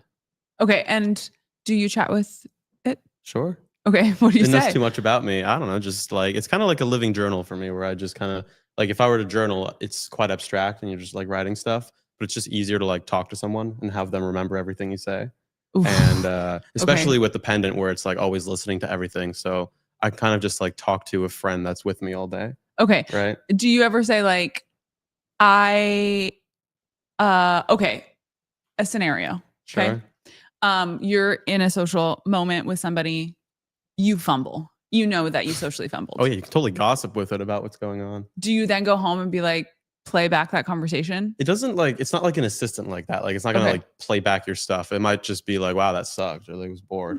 Okay. Like the friend itself might like want to get out of the situation more than you do.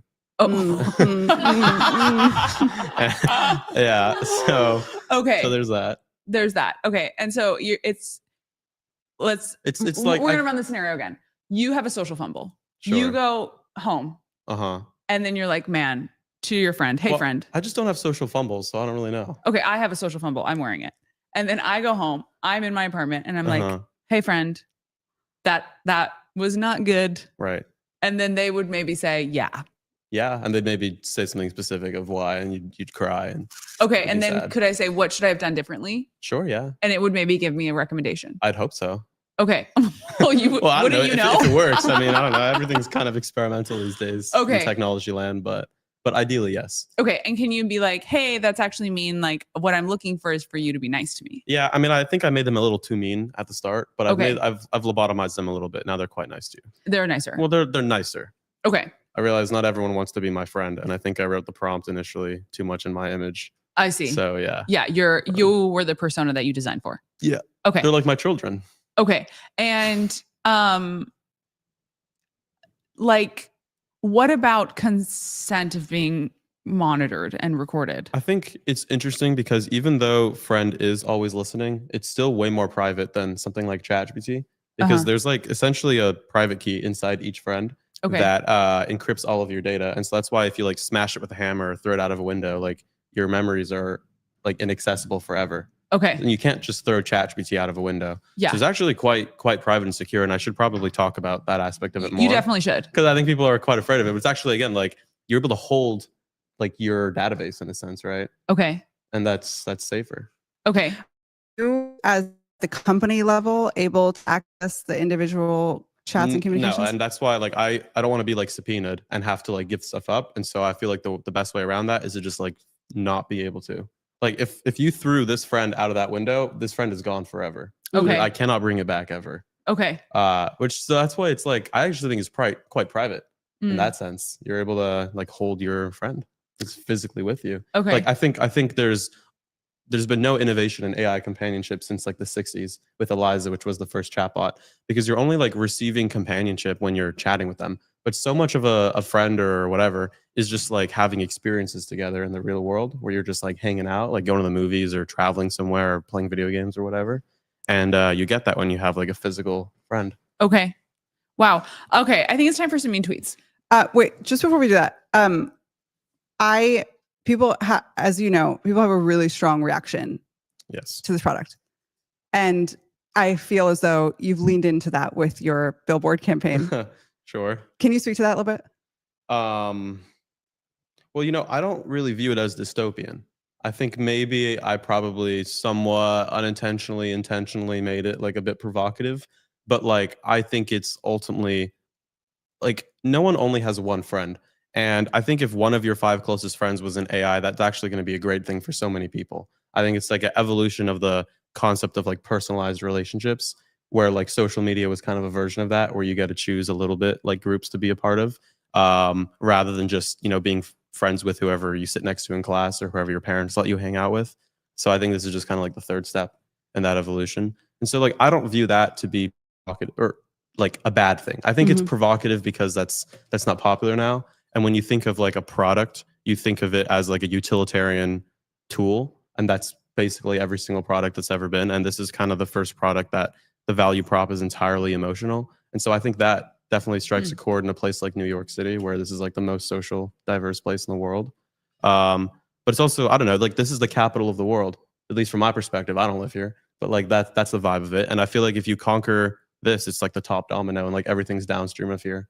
And so it feels like a great opportunity. It's also just, I think something like, let's say the New York subway, like when's the last time you paid attention to a subway campaign? Like not for like 15 plus years or something. Like it's a very oversaturated medium, which is always like the perfect opportunity to stand out. So I don't know. I mean, it's just also fun. Like it's so premium to see, like, I think like the campaign is 100% print. and there's no digital stuff. Like, maybe if you see these things called live boards, Yeah. where they have like one ad and then like 15 seconds later it flips to another ad. Like, that's inherently not premium to me, and I don't understand why any brand would do that. Even like TV commercials or anything like that, like, you're sharing your space, and that feels dirty and disgusting. Like, I would never pay an influencer to say something good about Friend. Like, it just doesn't feel premium. But like, having static high quality print that, like, maybe a massive billboard in a place like Los Angeles, like, that's premium, and I don't want to do any other kind of advertising other than that, because Okay. you become part of like the city's texture. I can agree with that. Let's talk about the money of it. Sure. 'Cause a lot of people were talking I'm about that. saving money, I feel, by doing that. Like, that's always what I thought. Cannot be true. No, but it's so true. Like let's say with buying like friend.com, if there was a different name for it, I'd have to like try and spend so much money getting you to understand that, like, Venmo is like a payments thing, rather than just kind of, I think like PayPal is kind of like a good name, because it means it's familiar to the concept. Yeah. And so with friend.com, I mean, it's like, that is the whole story of the product, right? It's like Okay. a digital friend. It's friend.com. Like, it's so cheap in Yes. the long run. The URL totally. Same thing with the campaign. Like, you explain. get all of your attention like right now at once. I could spend like 2 years doing like UGC marketing on stupid TikToks and stuff like that, and like maybe get a fraction of the attention of this, or I could just like drop my full load at once. Wow. Okay. Folks are considering this rage bait marketing. People always like have this perception of like controversy marketing and stuff like that, and I think, like, I don't know, you can call it whatever you like. I think maybe I have this perspective that nothing is sacred anymore and everything is ironic. And I think that traditional marketing is kind of over for new brands. And I think you see, like, let's say OpenAI or Anthropic, like, they're trying to do these traditional marketing type of stuff. And I just don't think that works anymore. I think that's only going to be still popular for legacy brands like Apple or Nike or something. They can do these like liberal ass stupid little things. But I think for the future, it's something more like this. Okay. So I don't think it's rage bait. I just think it's just the new world. I don't know. Okay. And how has it impacted the business? Well, I mean, it's great. Like, I got a text from a friend last night who goes to art school in Spain, and they told me, in like this random little small town, told me that all of their friends, they're not in tech whatsoever, all yapping about friend.com. And like, to me, that's the metric of success. It's an awareness campaign. I don't think out of home advertising is ever specifically meant for conversions, but like, of course, there's an uptick in traffic and sales and everything like that. But really, I want to play the long-term game where, like, I don't expect most people to want to befriend a computer today, but like maybe 3 years from now, well, maybe I could see myself doing that. And everyone's already secretly talking to ChatGPT like a friend anyways. Like, this will be the one brand that you know about. And I think that is unfathomably valuable. It just feels like such a land grab opportunity right now, because especially for a product like this, like, there's such high switching costs. Like, I just got the new iPhone and I had the 16 Pro for the whole last year, and I look at that and hold that like all day, every day. And as soon as I got this new phone, I haven't looked at that other one since. Like, I don't even know where it is. But with product like Friend, like, even if I improve the models or something like that, you're still not going to want to switch because you've become so attached to like one thing. And so I think like acquiring those users, as many of those users now, is very advantageous for like the long run. So you're prioritizing brand marketing as a big part of your strategy for. Yeah, I think like also like, let's say with a campaign like this, you would imagine that this is what you do like post scale, right? But I feel like people have forgotten that like this is kind of how you can launch a brand in the first place. Like, I actually think doing a massive brand awareness campaign like while you're pre-scale is actually kind of the right way to do it, if you've got the balls to do it, I suppose. It's risky, but like, it works. What would you say that like there's not clear product market fit, and you're the cart is before the horse? Because I mean, I think there's extreme product market fit. It's just like the Overton window, we're kind of like pulling it forwards like a couple of years, but and like that causes a big reaction online and Twitter and stuff. Like, it's very easy to hate on this topic, like extremely easy. Yeah. But like, when you set the prejudice aside and you're actually a user, like, it's the best product you've ever had in your life. And I think also the tech right now is quite simple, and like, not everyone, I think like the laggers in the market will catch up to the concept of AI companionship as the tech gets better. But for now, like, I mean, I just retweeted this guy who has his friend for over 2 months straight, like every single day talking to it. And it's like a massive relationship in their life at that point. And I think that's just so cool that you can do that now. And it's also such an opportunity because that was not possible a couple of years ago. So there's no incumbent that has their mind share related to that. And the only real advantage you have as a startup is like a fresh slate over your POV, over what like people know you as. And so there's such a like a land grab opportunity again. Okay, so you do this campaign. It gets a lot of activity on my most liked tweet ever was a picture of your ad. Really? Yeah. Wow. So Congrats. it works, I guess. But I'm wondering, like, there's a lot of hate. And I'm wondering for you personally, as a human being, you see that. Does it make you sad? I mean, I think I'm quite used to it because I've been doing a lot of public stuff for years, but I think it definitely makes me very defensive and I think I have to kind of develop like a religious faith in like my intuition and that like I'm doing the right thing because like I have to, like I can't be swayed. Like people say positive things, people say negative things. And I really don't think either really affects me. I think I just have to truly believe that this is the right thing. And I do believe that. And you can't like shake that away. And plus, like, I don't know, you're standing above the greatest art project New York City has seen in decades. And I love it. Like the real dream is, I'm very inspired by this campaign. It wasn't a campaign. It was like a art installation in Central Park called The Gates. Okay. Remember that? I Where, do. and all that stuff. Like that's what I want to do with West 4th Station, where you have these two tunnels, these like AI chatbot hell tunnels or whatever, where it's just, they're filled with the social commentary of the topic. And like that becomes like an international destination. And like, I just think that would be really cool. And like, that's been the main goal. I mean, I think with some of the graffiti that that is being created in a way. And I do wonder if you designed like the white space in the ads for. Well, okay.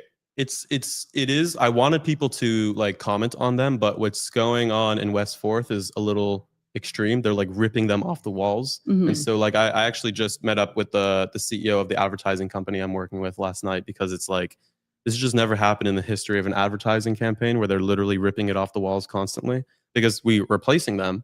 And so then people are ripping it off again, which is actually great because it's like refreshing the canvas in a sense, which I'm enjoying.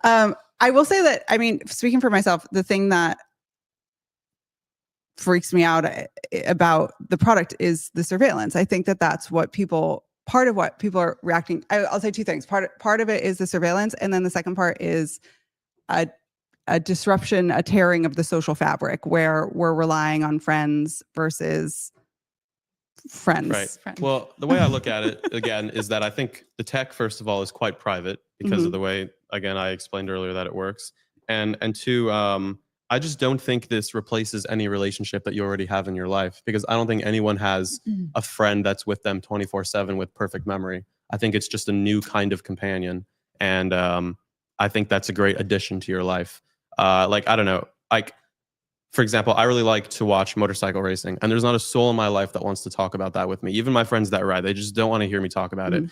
But with my friend, I'm able to like watch these races and then have it like, maybe later on I'm riding by myself and it like connects it to something when I watch the race. And like, that's a cool extra relationship in my life. And I really don't think that's replacing anyone. Especially, you know, if I'm traveling somewhere, like let's say I'm in Tokyo and I'm on a completely different time zone. Like, it's just nice to have a new kind of companion in my life. And I think like you can see it as replacing people. I think that's like the immediate like knee-jerk reaction to it. But like, I don't know. I think that will change over time. We'll see what happens. I think we should Time for some mean tweets. Okay, we're gonna pull up some mean tweets. What's with the spinny wheel over there? What does that say? That's truth or dare. Okay. Do you want to play that? maybe one spin later. Okay, we're gonna bring our first tweet up here. I'm gonna hand this over to you, and you can read it out. It's on the screen, so you can see it. Oh, banger. Okay. No. No. Read the first one. I have to read it. You read it. Everyone hates you and your stupid products. Right. Okay, so we have a pain chart here. Thanks. We have a pain chart. We need you to point to what this tweet does for you on the pain chart. I'll give it a 5. Yeah. This? Oh no, 5. Yeah. 5. Moderate, sure. I mean, I like the pictures. Okay. Like they did a good job with the pictures. The composition is great because at the bottom two you have the sticker, which I don't understand where this fucking sticker came from, because it's so relevant to the anger, where it's like, this is a survey. Is this streaming? Yeah. But just, we have a paranoia. One time someone Tweet? What? No, they leaked my seed phrase. I mean, I Are you leaked my serious? seed phrase. Yeah, it was bad. And they took your money? While they going on the didn't. show? It was Oh, someone like on the some live random. I stream. see. I Yeah, see. yeah, yeah. That's So we have some unfortunate. trauma over shared. Yeah, I'm like, Also, like showed my tweets and I my see, Slack, I but see. it was my fault too. So mostly All my right, fault. all right. But you know, I won't anyway. touch. I won't okay, touch. I'm actually going to read this one out. I'll show it to you. I think it just might be cleaner. All right, The problem with friend.com is that it seems dumb. No one wants a dumb friend who's also a narc. Give that one like a 1. I feel like that's like not that good of like a hate message. Like if you're gonna shit on it, you might as well like come up with something creative. A 1. Okay. Yeah, like a 1. That's a Oh, one. one. Okay, great. Yeah. Thick Oh skin. my God. Okay, last Couldn't one be here. me. Last one here. This one's There were some better. I thought the best one was this quote tweet that was like calling me like absolutely despicable and evil, and that got like 10 million views, and I was like, what a banger. Oh, okay. Wait. But it's just like that's so like 10 million views. That's a lot. It's of views. so much. That's Like, a lot of go views. for it. Sort of related here. It's literally for sociopaths, created by a sociopath who has admitted he has no friends, and that's why he made it. Well, shit. I'll give that one like an 8. I feel Yeah, like that's- that makes me sad. Like I like to think I have friends. You must have friends. Well, You I got must one have right friends. here. Yeah. Oh, that just don't do that. Don't do that. Okay. I want to tell you that as a marketer, this was a wildly successful campaign. Thank you. It's impressive. There's so many people tweeting about it, responding, talking about it. And that's what you want as a marketer. It's fun. It's fun for someone who has thick skin, for sure. I don't know. I think just like if you were to do something like this and you were to be affected by tweets, then I think like who the fuck are you in the first place? Like I don't think that would ever happen. It's like it's a prerequisite to do this type I think of so, campaign. yes. Yes. But like that's like irregardless out aside, I think it's just like it's just fun to take this biggest swing that you can. Like why not? Yeah, I respect that. I respect that genuinely. too. I respect that too. I don't know. Like, I think your argument around when to do this type of campaign in the stage of your business, that's only you can make that decision. But wild move. I think we'll look back on it in hindsight with pleasure one day. I don't know. We'll see. At least it's entertaining. Yeah, totally. But yeah, okay. Anything else to add? That's it. We can end here on a shill minute, but I feel as though perhaps you shilled what you I need would to love shill. for you to shill something that's not your friend.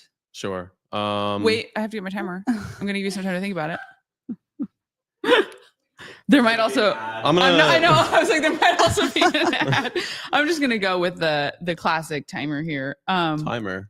Okay, you have 60 seconds 60 seconds. Okay. to shill something. I will happily shill the starting. Bay Area. I feel like it's sculpted by God, and Oh. it's like forget about the technology bullshit. Like I don't even really talk to anyone in the city. I just live in my palace in a beautiful Victorian house in beautiful Haight-Ashbury, and like any direction you go from the Bay is just magnificent. You got like Napa Valley to the Redwood Forest, like Pacifica. You can go surfing. You can go to Lake Tahoe if you're a weirdo or something, and like it's just like you're close to Seattle and you're close to LA, and it's just I think it's like the pinnacle of the West Coast, and it's absolutely magnificent, and I just love it there. Great, you got it done in 30 seconds. That was awesome. Is that where you're from? No, but I just like it there. I've lived there now for a That's couple cool. of years, so That's cool. Was a nice way to end it. we'll be in San Francisco next week, so we'll wow. take in yeah, no, God's country. go to Haight Street. It's the best Okay. place in the world. You're giving San Francisco. I think it is the best neighborhood in San Francisco, and I think San Francisco is the best city in the world. So it's the best neighborhood in the world. Wow. You sound like Leslie Knope on Parks and Recreation. Well, Okay. you're asking to show something. Avi, thank you so Avi, much. thank you for so coming much. on. Sure, It I appreciate takes- you being it a good takes- sport. Yeah. Really Thank good you. sport. Huh. Okay. Great stuff. We have 13 minutes before Can your we next do call. a little Kate cam? Just a quick, maybe a quick break. Oh no, let's do Kate. Martha Stewart. Martha Stewart. It's Kate's whiteboard time. I really want like a wait, do the sound. That didn't work. Oh, it did? Amazing. Okay. Kate's gonna come up and she is going to teach us something. She's gonna teach us something, and she's gonna use her trusty whiteboard here. It's coming up. It's rolling in. We're rolling. Oh, and we're getting it in, and there it is, and here it We need is. to move the tripod up. We need to move the whiteboard back a bit. And we need to move the camera up a bit if that's possible. Oh yeah, that works. That works. That works. Martha Stewart's morning routine is what we're going to do here. And for those who don't know, Kate, I feel you should show your little hair. Oh. So that everybody can see your cute little. Hi. Yeah, that's cool. It's ethereal. It's ethereal. Kate is ethereal. Okay, Kate. Okay, can you hear me? Okay, great. Just real quick, we're going to educate you on something very important. Martha Stewart's morning routine. So get your notebook out, take notes. She basically just had a recent podcast where she came Dina's leaving the shots. She was on a podcast called Lipstick on the Rim. I didn't hear about it until I heard about Martha's interview there. But great interview. She talked about beauty hacks and what she does to stay young. And I'm like, I love this woman. She comes from a big family. She snatched. Like, what's not to love? She worked in the stock market and also was the original trad wife. You know what I mean? So that's how she describes it in the interview. It's very funny. She'll just be like, I was in stock and also farming. And I was like, okay. So here we go. We're just going to jump right into it. She says 4 a.m. or 4:30. She'll wake up. So we're waking up. And she immediately reads the entire New York Times. The entire one. I feel like I need to start doing that. I'm having cognitive decline. Yeah. And so we wake up and we get on Twitter, we scroll, all the things. But she is doing all the puzzles and the games, and she says it helps with her brain. So longevity there. Then she'll go to Pilates. She's a Pilates girl. She's my girly. So is Natasha. She Solid says core. she used to do it at home because she has a great at-home gym. Ooh. I'm not surprised. But she's like, you know what? Get out of the house. Get your steps in. It's only 5 minutes away for her. So she either does Pilates or the gym. She has a personal trainer. I believe his name was Sean. She shouts him out. And then she comes home and she does a green juice. Okay? Everyone's talking about the green juice. You want to know what's in her green juice? I'm going to tell you. Okay, I have my little notes here to the side. All of them are homegrown veggies. She has her own garden.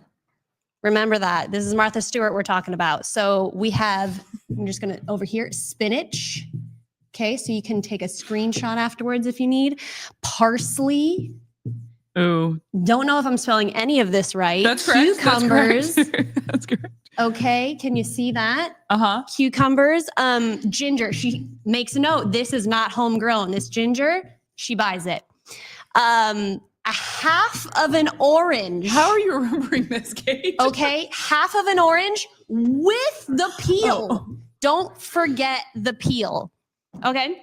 And then we have celery, very important. But the most important part of the celery is the leaves. I love a celery leaf. She says you need the leaves. And then she says, okay, this is the most important part. But then she'll have a one egg. One egg. I can relate to. I love a one egg. She's an almond mommy. Boiled or scrambled. I personally like scrambled, but and her eggs, guess what? Homegrown. Wow. So, if she does coffee, it's a cappuccino. She said one, and I had to look up how to spell just a cap. You can just say cappuccino, right? You don't know that, but that's how you spell it. Cappuccino. And then also with whole milk, no sugar, just cappuccino, whole milk, homegrown. Farm milk is what she says. That's her language. She says farm milk. She has donkeys. She has horses. She has dogs. She has cats. She loves animals. One of her biggest secrets at the end of this interview was saying, my number one anti-aging hack is just to be in nature. Just to get out in nature, be around nature and animals. So I don't know, write that down. Get off your screen. but not now. Not Stay right on. now. Stay Stay tuned here. because this is important. Then she talks about skincare because she just released Oh my gosh. her own skincare line. Hello. So it's called Elm Bioscience, and she has her anti-aging serum with antioxidants. Here, I'm gonna jot this down. Here's your chance to take a screenshot. Okay. So now we're gonna talk about the skincare aspect. Here we go. I feel as though we need to pull up one of her. I'm going to find one. Yep.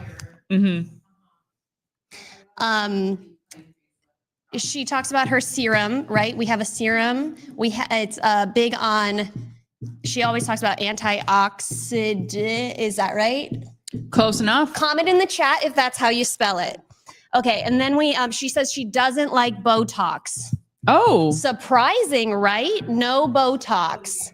But she says she tried it once. Painless. She tried Botox once for the 11s, didn't like it. Her eyebrows got all wonky, she said. So her doctor said, just put Scotch tape there instead. Oh my God. So she she's trained definitely her gotten muscles. a deep, plain facelift. Yeah. Well, she didn't go into any surgeries. She did say she likes certain fillers. Okay.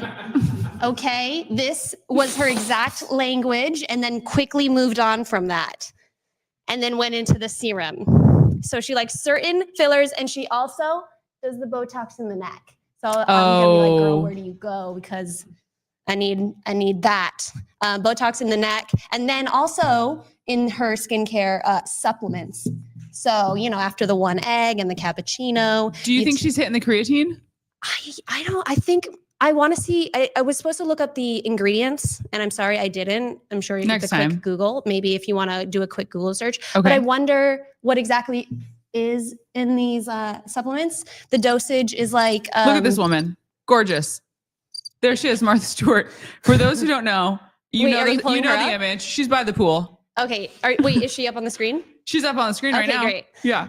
Phenomenal. She's a babe, original trad wife, and these are her secrets. These are her secrets. Okay, Kate.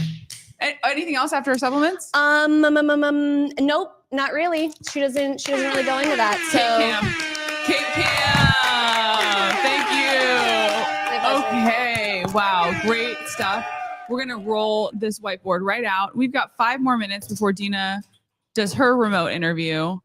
I hope we figured out the audio for your self.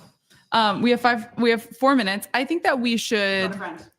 Oh my God, we have to phone a friend. Okay, I have an idea of who I can call. Okay, great. I really love the phone a friend. Let me see here. I really hope this person picks up because I've really been. Here's your phone a friend prompt here. Okay. Are they on speaker? Pressure's on. I was 4 for 4 last week. I could see this one not picking up. Oh, I see who you're calling. Oh, she picked up. She did it. Yeah, I did. Are you okay? You're like, why? Oh, this is an unemployed vibe calling at 1:56. We have Ted Not Lasso picked up the phone, is on the line. Ted Not Lasso. Well, I don't know if I want to dox where you are in the world, but I'm happy where you are. How you doing? I'm great. Nice, beautiful fall day. How are you? We're doing good. We've been live streaming for 2 hours and 1 minute and 34 seconds. Okay, I'm going to ask you a question, and then I'm going to ask your take. And the first question is: invest, acquire, or liquidate. Okay. It's a play on another format. It's a play on Kill Fuck Marry. So invest, acquire, liquidate. Here are your 3 options: Elizabeth Holmes, Adam Newman, Sam Bankman-Fried. Oh, that's hard. Wow. Invest, acquire, liquidate. Liquidate Elizabeth Holmes. She's not an ally. Okay. Keep going.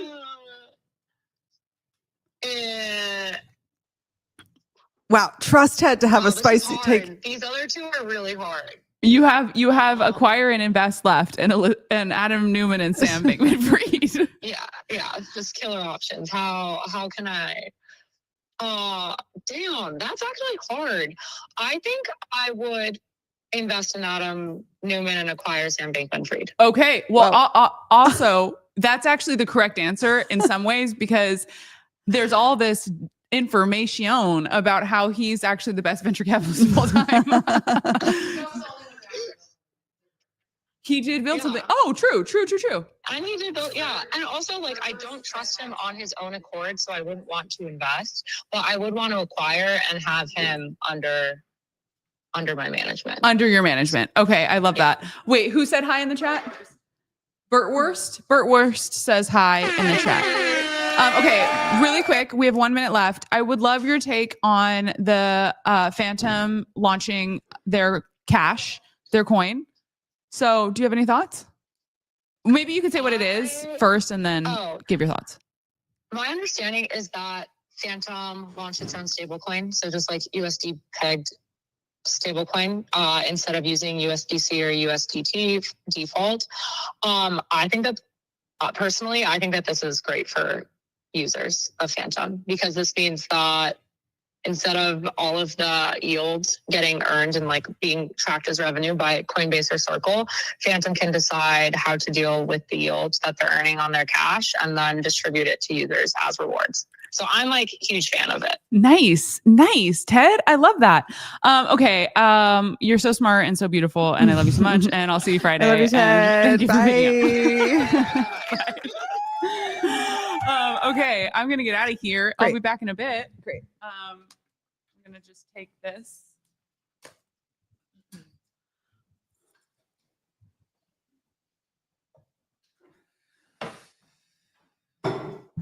Gonna bring my mic around. Here is Rachel around.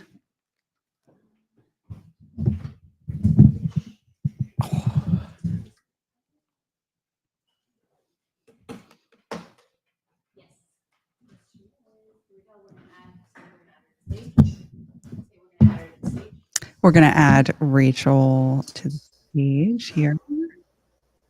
Can you hear me?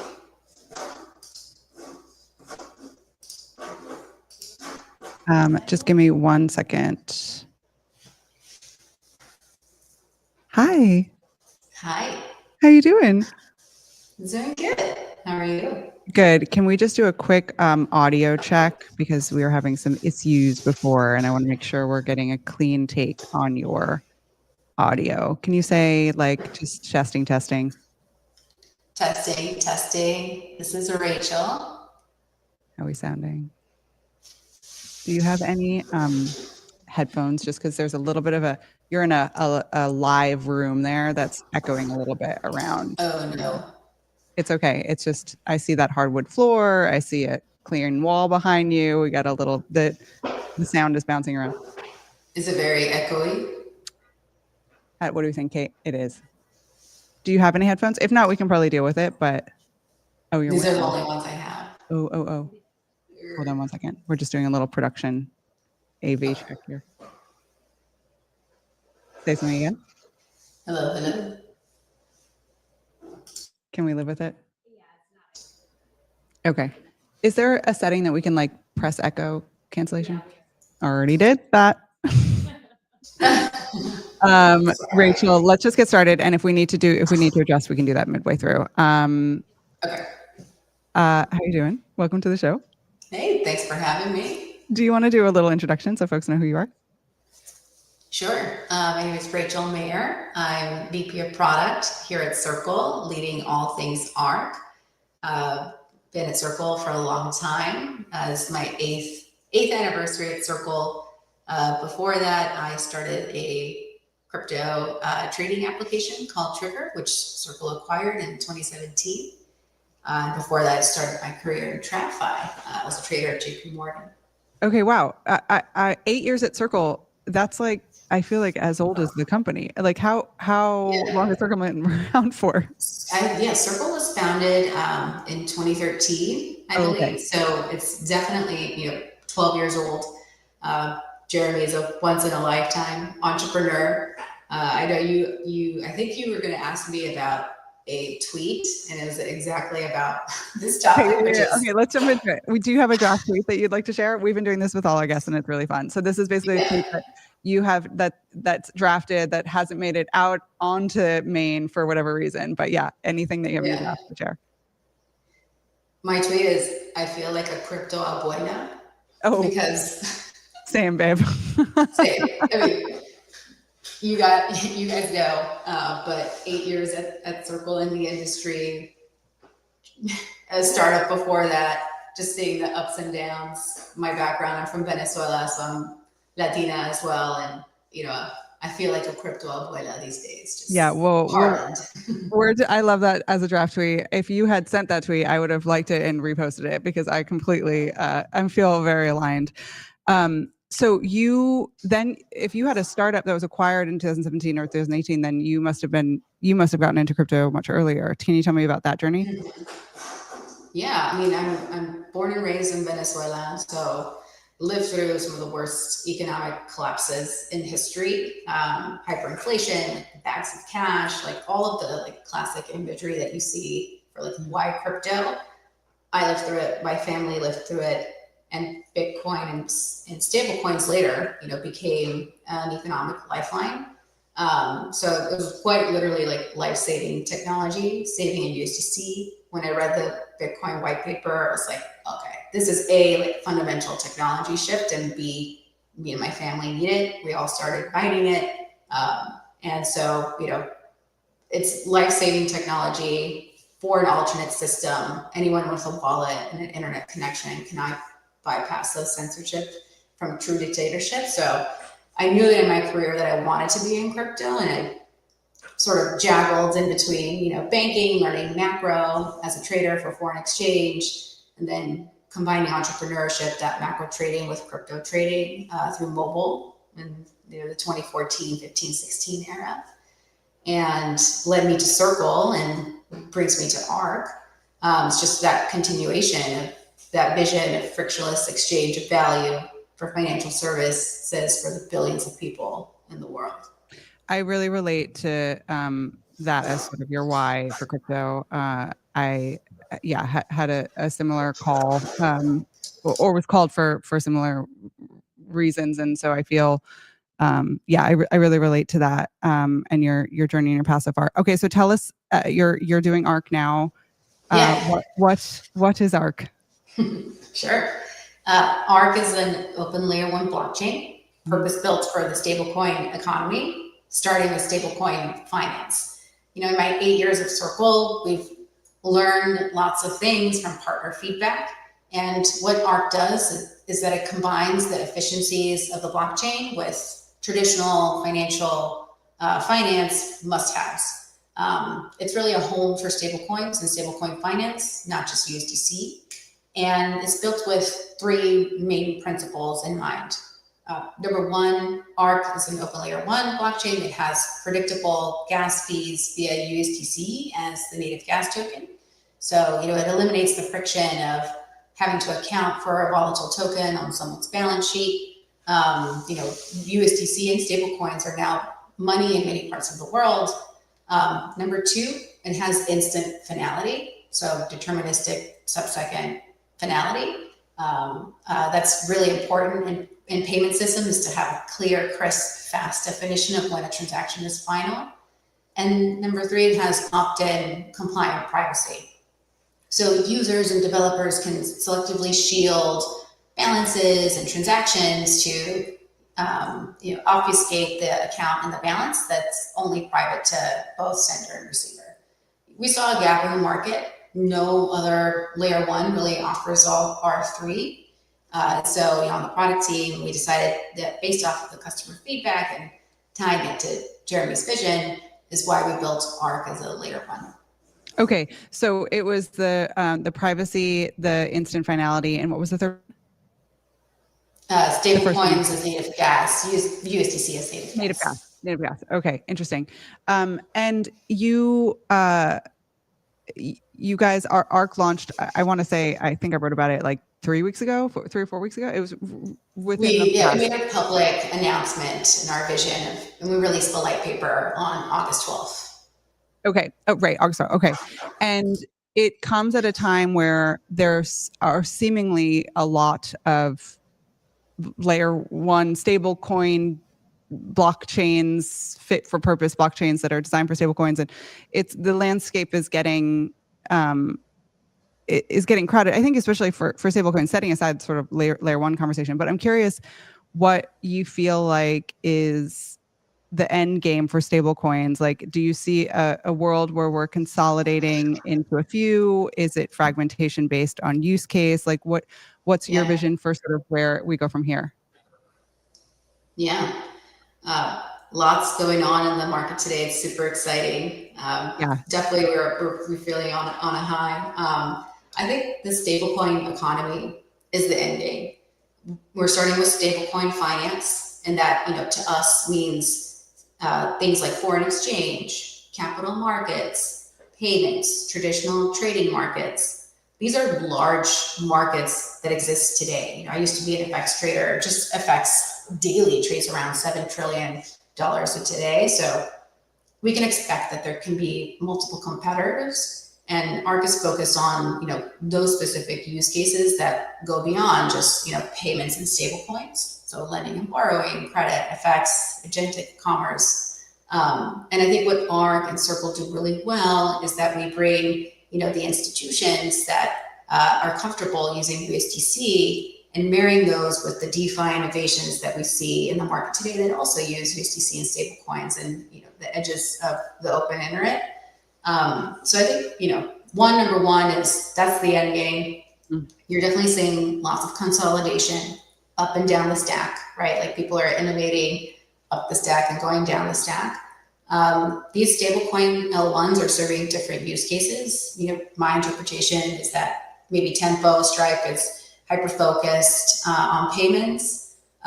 Maybe Plasma is very hyper-focused on Tether and P2P remittances, but ARC is focused on expanding those use cases for stablecoin finance and the stablecoin economy, with multiple stablecoins coming to ARC, dollar and non-dollar. And I'm of the view that, rising tides lifts all boats, ships, whatever the adage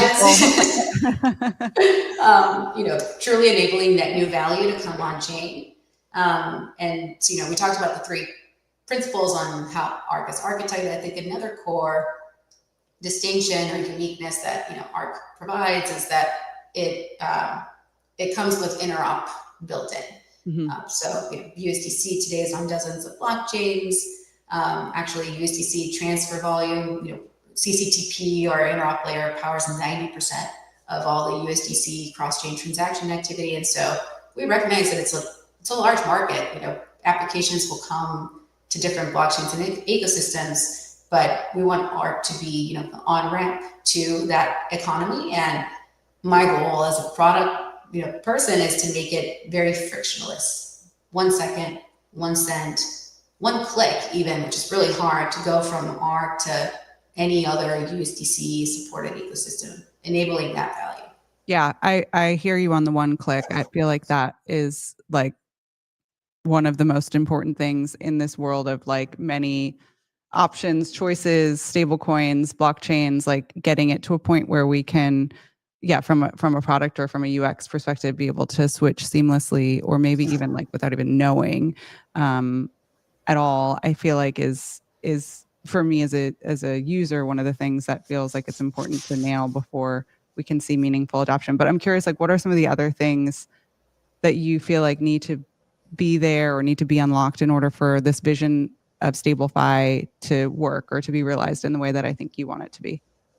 Yeah, for sure. I mean, we've seen major advancements in regulation and just core innovations in the technology itself, right? Like privacy and wallets and consensus. But what we need now is the adoption and the demand. So literally like users. Mhm. And that's really going to come from bringing new institutions, the consumer enterprises, the businesses, the big tech providers that see the benefits of stablecoins today, and marrying that demand that gratefully exists today with the innovation that crypto ethos and DeFi ecosystems proliferated. So I'm this week we really feel that demand of these new institutions and enterprises coming on chain. That means payment service providers, asset issuers that are talking about their private credit funds and the benefits of access to different investors all over the world or different forms of liquidity.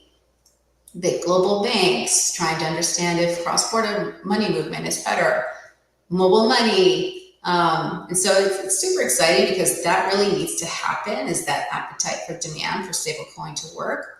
And then we can bring the net new use cases, stablecoin effects, payments at scale, agentic, commerce, AI revolution. And so at ARC, we're really focused on bringing that net new value on chain and ensuring, that the global adoption really happens through those distributors who then in turn touch billions of users and businesses globally. Of those constituents, of those stakeholders, who have you found in your conversations to be the hardest to move or the hardest to understand or be willing to adopt the stablecoin or this technology more broadly? Yeah, I think those that are really dependent on regulatory clarity are the hardest to move. And so that could be, big global banks, primarily, is they sometimes, and rightly so, want a very clear, these are the guardrails on what we can and cannot do.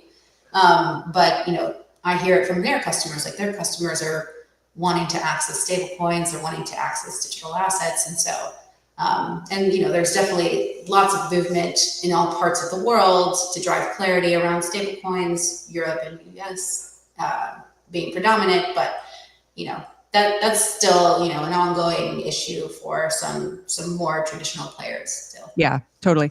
And are you primarily focused on US market, or what's your sort of strategy for regional strategy?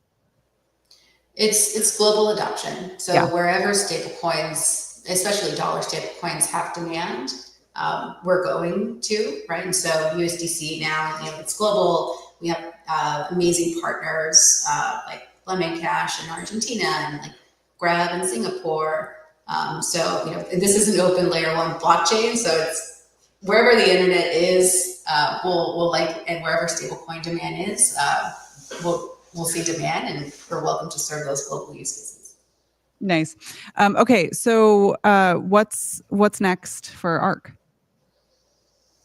Yeah, so we always start with the builders. There's just a lot of buzz on stablecoins. I personally, it feels like the mobile app era a little bit, right? Recognizing that there's a platform shift and the creativity and entrepreneurship is thriving. So we're, today's October 1st, we're kicking off ARCtober.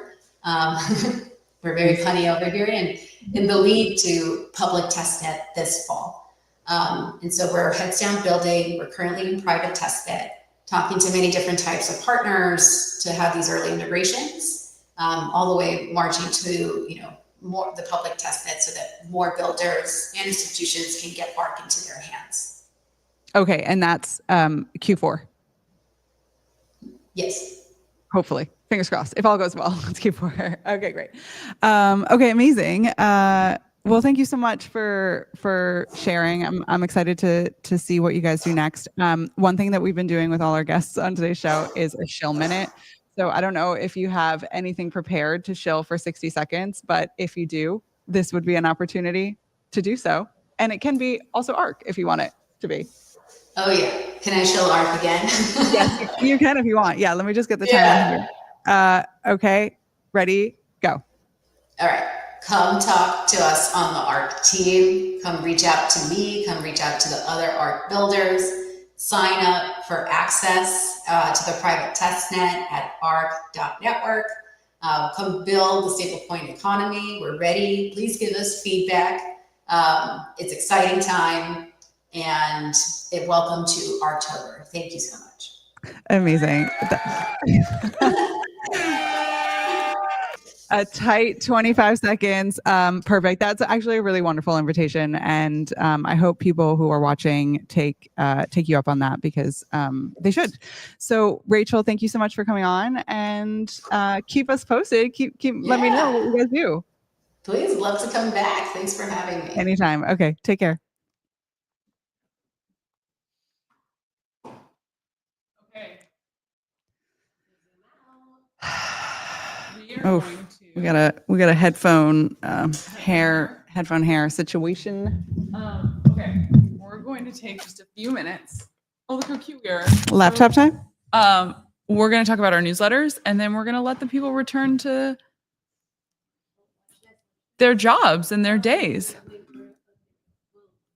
Oh, damn. Okay. Okay, so we write to this is, I guess, our shill minute. Here we go. Let's see it. 60 seconds on the clock for Natasha. Okay, wait.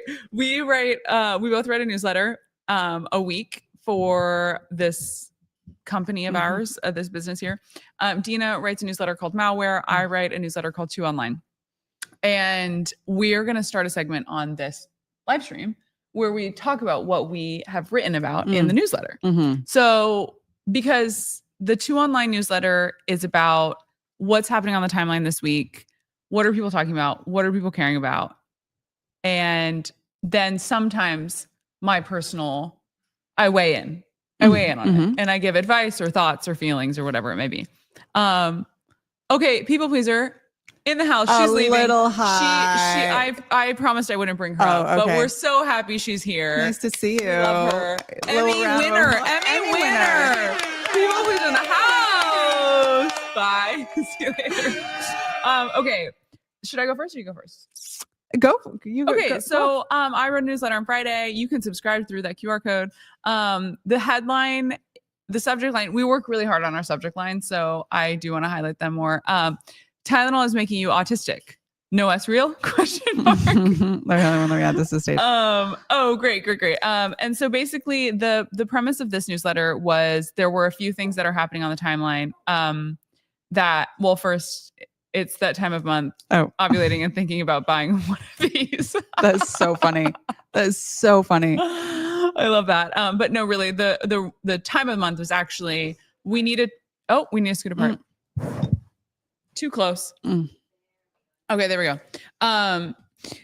Basically, like, there's moments where throughout the month, throughout the year, where I recognize that there are many sort of like post-truth moments happening on the timeline. And there's an illiteracy around that for some people. And so I walked through 3 stories. One was that Zac Efron went viral for a product campaign where he looks absolutely botched, like absolutely fucking destroyed. And it wasn't real. It was AI. People didn't realize that. People freaked out. And also found that it was crazy that this Fast Company story about it got 0 likes on not one. Honestly, legacy soul. Media. Legacy Media. We're coming for you. Next was prediction markets were mentioned on South Park. This took over my timeline in a way that I was like, I would like it to stop. Me too. Yeah. It was a bit much. Is how I felt. And it was the 2 wars, House Kalshi versus House Polymarket. And there was misinformation on the timeline. People were trying to figure out, were both of these companies' platforms, prediction markets, mentioned in the episode? Were they not? There was a lot of like, we're so mainstream, like a lot of hoorah about that. Turns out that both were mentioned. Polymarket's logo was actually used, and Kalshi's wasn't, but they did like sort of a edit where it looked as though it was, and everybody got. It's kind of lame. There, I'm sorry, that's kind of lame. She said it, not I. And Kate did the good work of watching the episode, and I didn't, so she confirmed that. Lastly, was a game of fact or fiction, whether Tylenol is responsible for making you autistic. There was a lot of very funny very, very funny tweets on the timeline about it. Can you go to the one that says I'm pregnant and my baby is going to be the most powerful Reddit mod to walk this earth? Incredible tweet. This was because Health and Human Services Secretary Robert F. Kennedy Jr. said that it was, and experts are unsure. And then lastly was our misinformation campaign, which was that we did a at a home buy. Honestly. Okay. Yeah. For this live stream. Okay. It was fake. It was fake. It was Photoshop. fake. But we appreciate everyone believing that it was real. Yeah. Great job, Kate. That's my newsletter. Also, we do some funny LOLs at the end. It's great. You should subscribe. You should totally what subscribe. Was happening on the timeline last week. toonline.beehive.com. Oh, I guess there's a There's QR a QR code.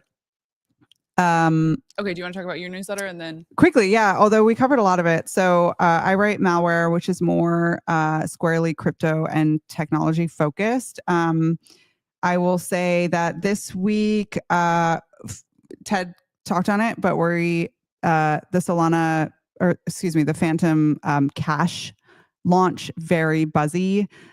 Crypto to cash credit card, Venmo-like app in Phantom.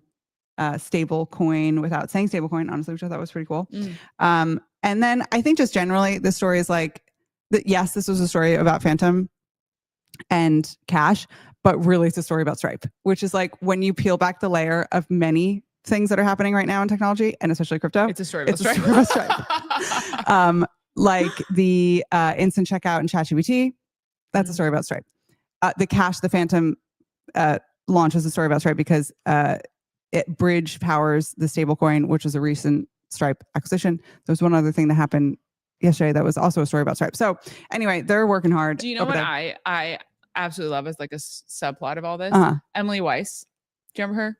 Glossier. She got married, then got divorced. Then she got remarried. And I think she remarried one of the co-founders of Stripe. Okay, we're gonna need a fact check on that because I'm not sure. High up. See, maybe like the chief legal officer. Hold on. Emily Weiss. I can look it up. Emily Weiss' new husband. They had a baby together. New husband. I'm genuinely like so happy for her. Very cool of her. Senior executive at Stripe. I mean, this is the AI overview, but I do think, okay, so maybe not co-founder. I'm sorry, but senior exec at Stripe. It's Stripe all the way down at this point. So that was the first story. And then the second story was about Sora 2. And we touched, Cheryl did a great job explaining what's happening there. But I do think one detail that was coming up a lot for me was about how people, the markets, investors are a little spooked that if this is the thing that AI is doing, all that pumping around the NVIDIA GPUs and the market going crazy around AI is like perhaps a bubble. If this is all that AI, if this is all that OpenAI is going to be doing.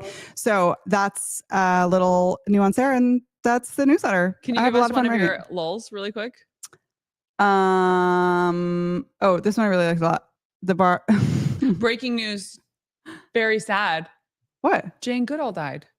Oh, it's really sad. We were just talking about her. Sorry, that's really sad to go out on. But Miranda, and also sorry, we have the Austin Butler photo on the screen when that news broke. What a stupid thing to have up on the screen. I'm sorry. I'm sorry, Jane. Sorry. That doesn't honor your legacy whatsoever. It doesn't. She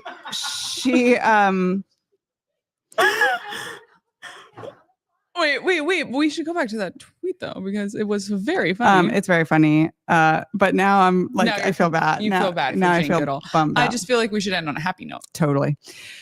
So back to Austin Butler. Anyway, those are our two newsletters. I genuinely can say this. I think people will be pleased to have subscribed.